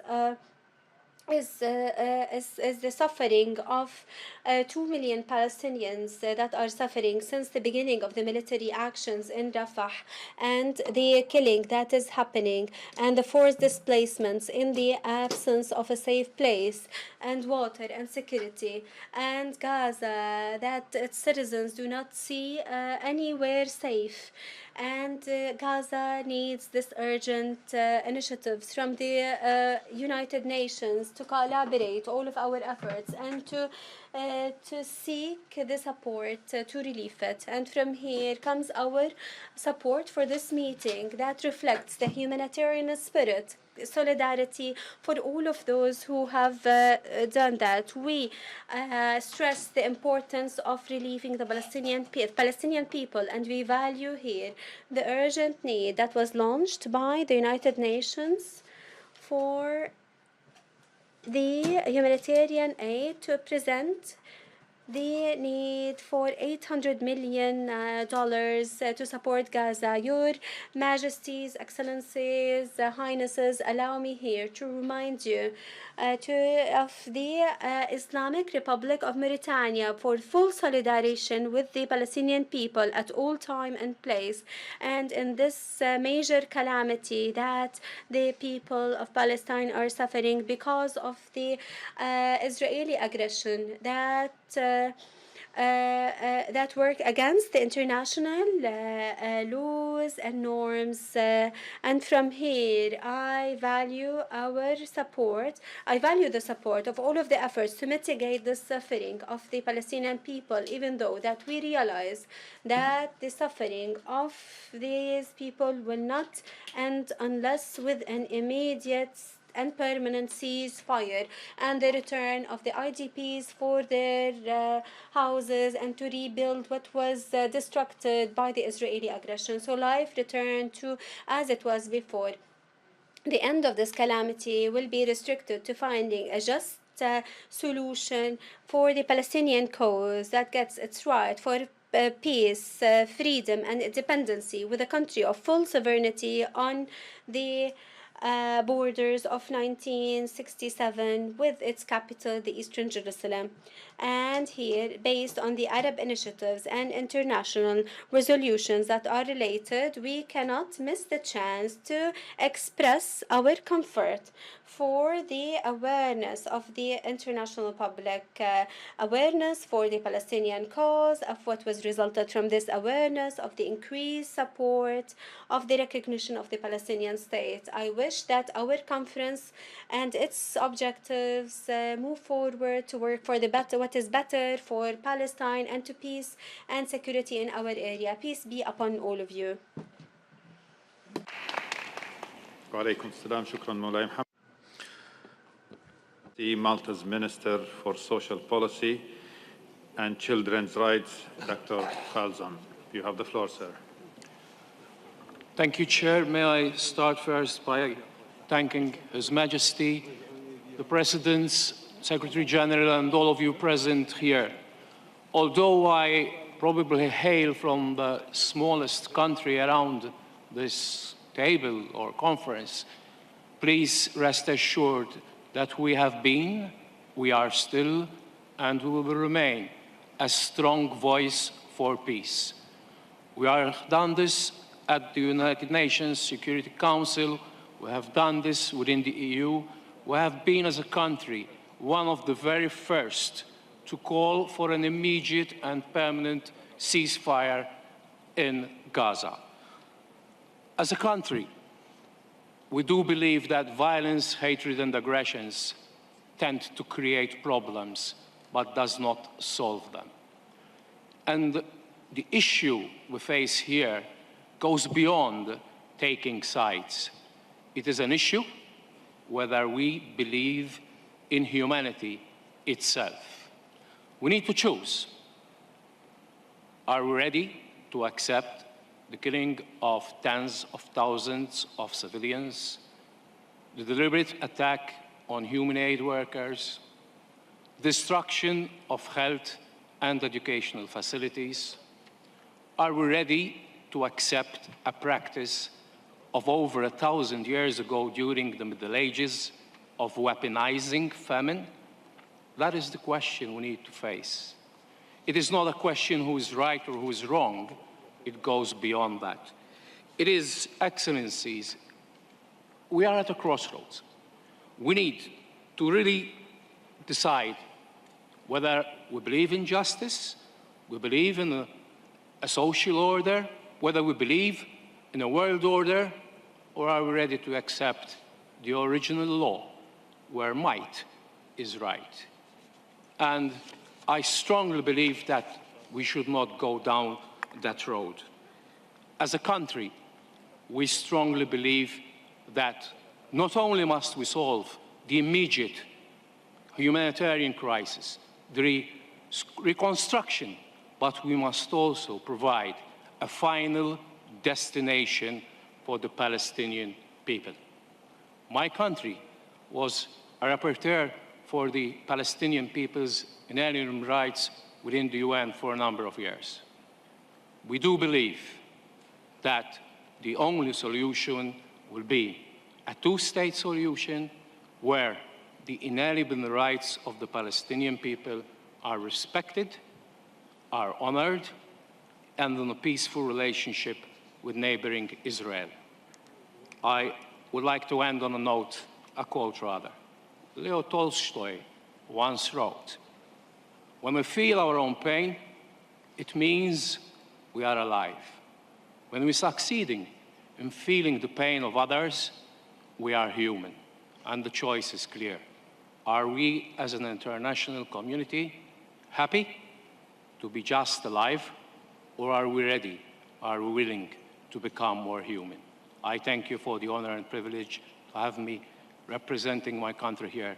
Thanks once again.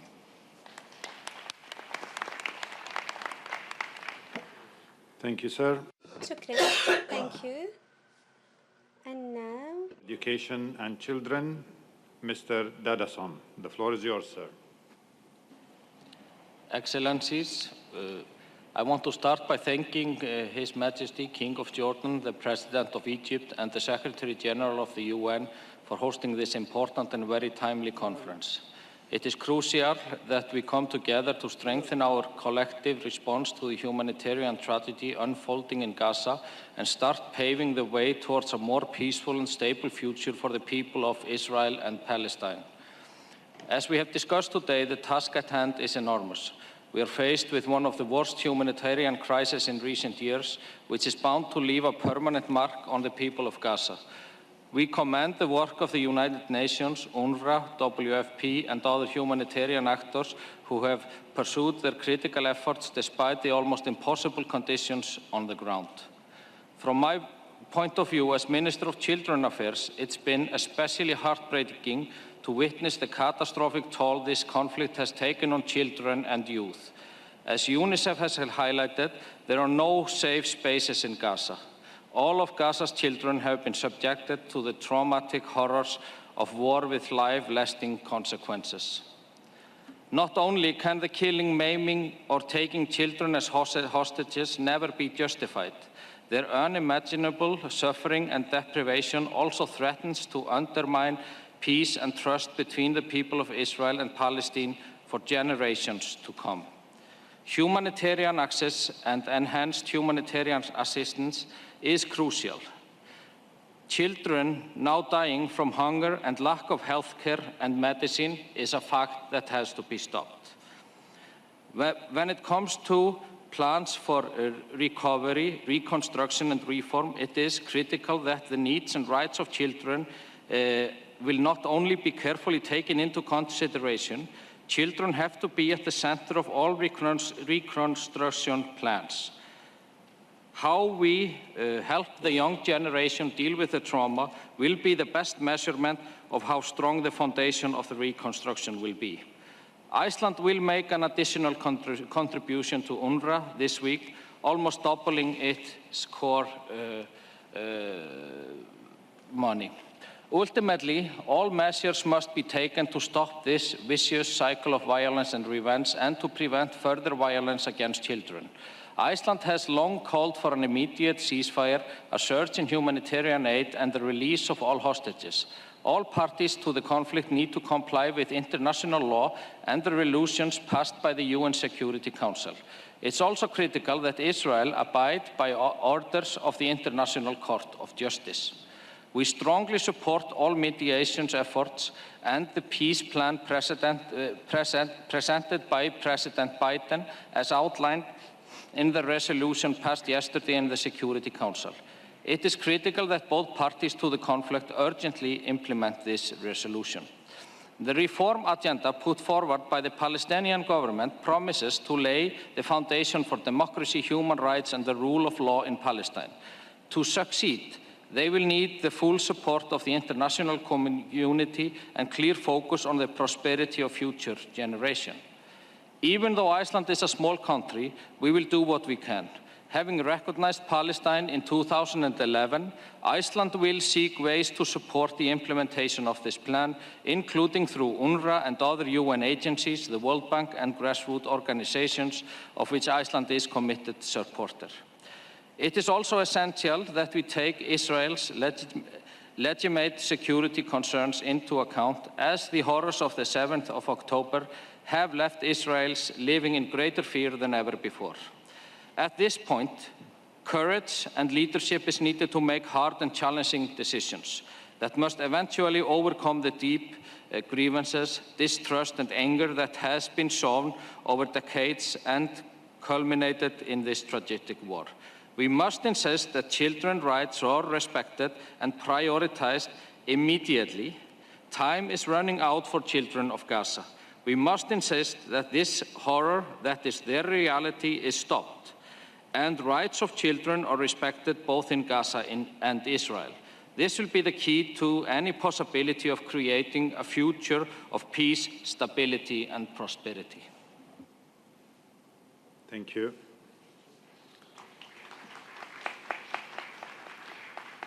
Thank you, Excellency. معالي وزير الدولة. His Excellency, the Minister of Migration from Tunisia, Mr. Munir Al-Hussein. The floor is yours, sir. Your Excellencies, distinguished guests, ladies and gentlemen, I'm delighted to convey the greetings of President Qais al-Said, extended thanks for the leadership of the Hashemite Kingdom of Jordan and Egypt for their patience and their efforts to stop the aggression on Gaza and to stop at the horrific, unprecedented difficulties that the Palestinian people is facing, and for the Secretary General for his Kenyan of activating the role of the United Nations and reviving the values of which these nations were formed to empower the Palestinian people of the right to live and to decide their faith. The world follows with bitterness what is the civilian people are suffering in the Palestinian territories since 8 months from crimes against humanity and genocide. That is the IDF and the settlers are doing and conducting in all of Gaza Strip and the West Bank. And with an unprecedented violation of all of the human treaties and with the repercussions, it is not acceptable at all to conduct all of these heinous crimes. The occupation still they impose the siege in a methodology for all of the basics of life, for the right for the Palestinian people to live, that is through the destructions of hospitals and the infrastructure and their deliberate deprivation of water, food, and security, and fuel to turn it into a place that it could not be livable, where famine is spread and diseases is spreading, and this is to face that the Palestinians die on their lands or to forcibly being displaced and to end their cause. The catastrophe, unprecedented catastrophe that is being faced by Palestinians in the Gaza Strip and the bitterness that is facing, this will not be forgotten, and it seems that it have facilitated what should be done by the international community. We need to work to stop that, to go back to the consciousness, to go to the rights of justice and living, to remove this injustice. Until when the people of Palestine will remain to wait for the action by the international entities to act to stop this war. The international community is demanded more than any time to shoulder their legal aspects and to stop this unprecedented war, to stop the heinous acts of the crimes and the brutal terroristic acts of Israel, and to force them to stop this occupation and to follow and to comply with the UN resolutions to protect the Palestinian people and to open all of the borders, especially Rafah crossing, to have the aid enter without any restrictions or conditions. In conclusion, we reiterate the Tunisian stance to support the Palestinian people at their struggle to regain their historical right in establishing an independent land of sovereignty on all of its lands, and Jerusalem, its capital. We look forward that the awareness of the international community will alleviate to the level of this momentum, that the Palestinian issue has become the criteria to prove its credibility, to build an international community that enjoys the humanitarian aspects and justice. Peace be upon all of you. President of the International Committee of the Red Cross, Ms. Eger, you have the floor. Excellencies, ministers, colleagues, I have two calls today. First, both the letter and the spirit of the Geneva Conventions must be faithfully implemented. The sheer destruction, the disregard for people's lives and dignity are appalling. This conflict threatens to set a dangerous tolerance for violations which could set the precedent for how wars are fought in the future. The Geneva Conventions insist every human life is equally worthy of protection. The parties to the conflict and those that support them must ensure that the law is interpreted and applied in a way that immediately guarantees that all civilians are protected, that all persons deprived of liberty are treated humanely, and that all hostages are released. Second, political agreements must be concluded and implemented to reduce violence and enable a functioning humanitarian system. The ICRC welcomes all efforts to protect civilians, such as UN Security Council Resolution 2735, but they must now be translated into action. As a reliable and trusted neutral intermediary, the ICRC stands ready to facilitate the implementation of at least parts of such agreements, as we did last November, when over 100 hostages were released. The status quo cannot hold. Without a political agreement supporting a ceasefire, the humanitarian assistance system is pushed to a point of collapse. We are not able to bring enough critical supplies into Gaza today, and we face immense security and logistical challenges still. A massive humanitarian scale-up is required, including safe pathways for distribution to provide impartial aid. As an occupying power, Israel must provide for the basic needs of the population and facilitate the rapid and unimpeded delivery of humanitarian relief.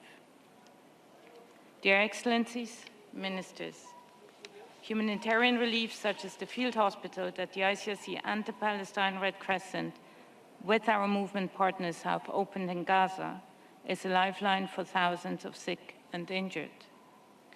But it can never be a substitute for the lack of political action to end the suffering. So states cannot wait any longer to uphold their legal and moral responsibilities. I thank you. Thank you, Madam President. If you all would allow me, many delegations, they have flights. So if we're going to extend the time for another 10 minutes, if we can limit the interventions to 1 minute, would be sincerely appreciated. Thank you. The next, me and Mohannad, the next. The President for Federation for Red Cross and Red Crescent. Excellencies, distinguished delegates and colleagues, when I assumed the presidency of the International Federation of Red Cross and Red Crescent Societies, I never imagined that my first visit would be to Gaza and Israel, a profoundly emotional and profoundly challenging experience. The crisis in Gaza is not solely a humanitarian catastrophe.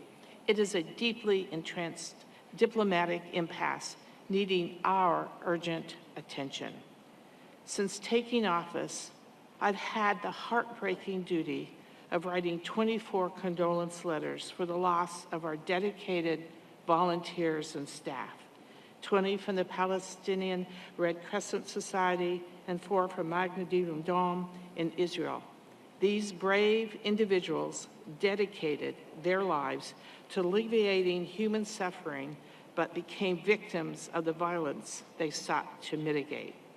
Let me be clear, nothing can justify killing humanitarian aid workers whose mission of peace, care, and compassion transcends all political boundaries. Healthcare and humanitarian aid workers and their facilities must always be protected, including the Red Cross and the Red Crescent emblems. Similarly, nothing can justify killing innocent civilians caught in the crossfire of a conflict not of their making. The ongoing hostilities and their intensification, witnessed again on June 8th, hinder a dignified humanitarian response that addresses physical and mental needs. The IFRC network is ready to scale up our response, but hostilities must cease. Moreover, nothing can justify abduction and hostage-taking of innocent people. Such acts inflict deep psychological scars and violate basic human decency and international humanitarian law. Hostages must be released immediately and unconditionally. Perhaps most distressing is the indifference that allows such suffering to continue before our very eyes. We witness the anguish of loss, the desperation for necessities, and the hopelessness of unending violence. Humanitarian assistance alone is not a solution. المساعدة الإنسانية هي ليست حل لهذه المشكلة. أنا أطالب حشد to bring this conflict to an end and secure safe, unconditional, and unhindered humanitarian access to Gaza. We must not allow indifference to erode our shared humanity. The people of Gaza deserve more than our sympathy. They deserve our action. Thank you. Thank you.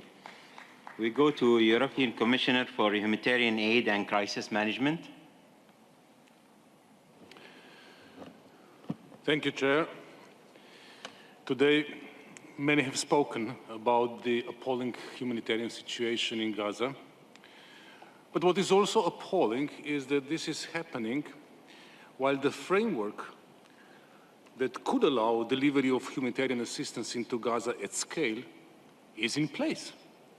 With the Jordan route, which makes sense both operationally and politically, with a tried and tested route through Egypt from al-SIsi to Rafah and Kerem Shalom, with the use of the Ashdod port, which is readily scalable. In short, there is no need to reinvent the wheel, but there is a need to make these options work consistently and predictably. For that, two things are needed. First, political will and clear, consistent advocacy. The requirements of international humanitarian law are clear, as are the successive orders of the International Court of Justice and the provisions of the UN Security Council Resolution 2720. And these are not being respected, least of all since the onset of the Rafah offensive. We need to be clear on this. And second, we need adequate resourcing. As European Union, we are supporting all the main routes. We have mobilized almost 300 million euros in humanitarian funding since the onset of the crisis. But as many have pointed out today, the flash appeal for the occupied Palestinian territories is still only 31% funded. So donors collectively need to do more. We stand ready to work with all of you to take the conclusions of today's important meeting forward. Thank you. Thank you. We go to His Excellency Secretary General of the Union for the Mediterranean, Ambassador Nasser Kamel. Thank you, Co-Chair. My thanks also to His Majesty King Abdallah II, His Excellency President al-SIsi, and the Secretary General António Guterres. Excellency, ladies and gentlemen, as you know, the Union for the Mediterranean came as a revival of the Barcelona process, which was launched almost 30 years ago on the hope brought about by the Oslo Accords, a province well-rooted in the notion of a two-state solution. That's also the same promise that we collectively failed to achieve. On the contrary, we saw the dreadful attacks of the 7th of October and the ensuing unimaginable situation in Palestine. We are also witnessing the collective punishment of an entire population with complete disregard to international humanitarian law and the sanctity of civilian life, especially those of women and children. The situation in Gaza is no longer a humanitarian crisis, it is actually a crisis of humanity. After 8 months of relentless war and destruction and suffering, we should make every effort to ensure that the continuous supply of humanitarian assistance into Gaza to meet the needs of the Palestinian, and we should work to ensure the unimpeded, unhindered access and delivery of this assistance. Excellency, ladies and gentlemen, on November 27th of 2023, our foreign ministers of the UFM met in Barcelona to discuss the grave situation in Gaza, its impact on the region, and the way forward.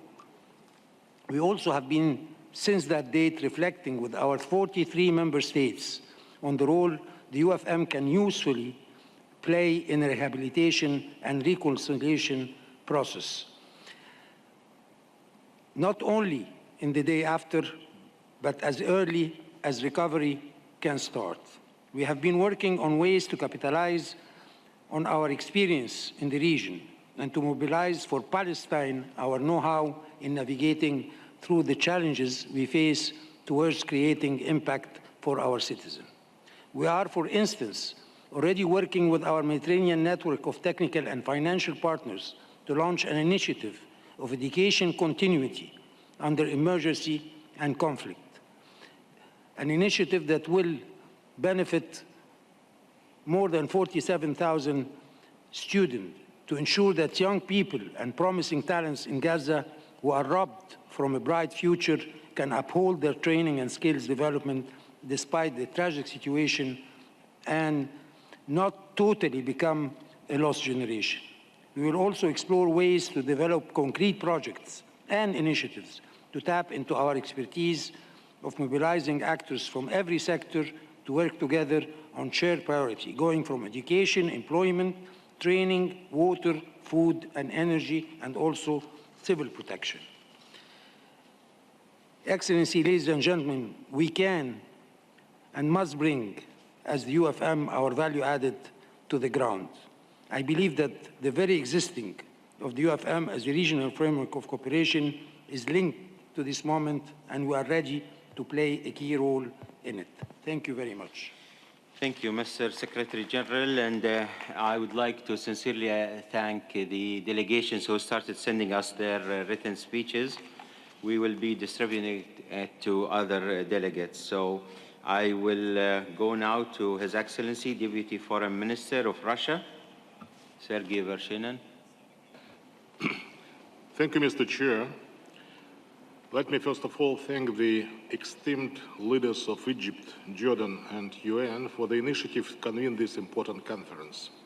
Such frank and open discussions with a specific humanitarian focus on the alleviating sufferings of the Palestinian people in Gaza are timely and much needed in order to pave the way for the cessation of bloodshed and hostilities, restoring the political horizon for the peace process on the basis of the two-state solution. Russian principal position on the current unprecedented outbreak of violence, as well as on the Palestinian-Israeli conflict at large, is well known and remains unchanged. We condemn all acts of terror against civilians, be it in Israel or in Palestine. As the Russian president has recently emphasized, what happens in Gaza in response to the 7th of October attack is nothing similar to a war against terrorism. It is a collective punishment of millions of Palestinians. Consequently, we call for an immediate and comprehensive ceasefire, for release of Israeli hostages and Palestinian detainees. In line with the focus of this conference, we advocate for ensuring safe and unhindered humanitarian access to all those wounded and in need, to deliver aid timely and at scale that remains a mission impossible as the Israeli military operation is ongoing. In this regard, I would like to express our sincere condolences to the UN and other humanitarian organizations that continue to work on the ground despite horrible risks and bear unprecedented losses. We also strongly support the UNRWA and other specialized agencies that are mandated to help Palestinians in the West Bank and Gaza, as well as in neighboring Arab countries. The last but not the least, we do believe that there are no and should not be any alternatives to the two-state solution.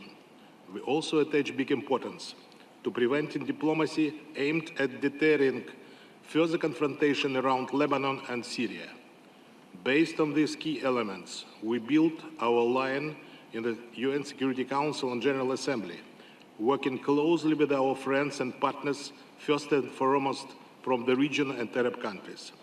Our immediate commitment is to the establishment of the permanent ceasefire, the only one that would open the way to achieving the goals that I have just mentioned, including correcting the historical injustice vis-à-vis the Palestinian people and their fundamental right to self-determination. This will also help bring Israel and Palestine, as well as the Middle East at large, to peace, security, stability, and prosperity. Thank you. Thank you, sir. And if you all allow me to sincerely thank you for coming together, supporting international humanitarian law, supporting the people of Gaza, and being with us. We passed the session 20 minutes, so we need to close it.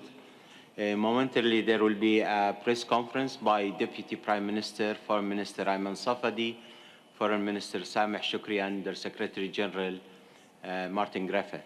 So thank you so much all, and please send us your written speeches. Thank you.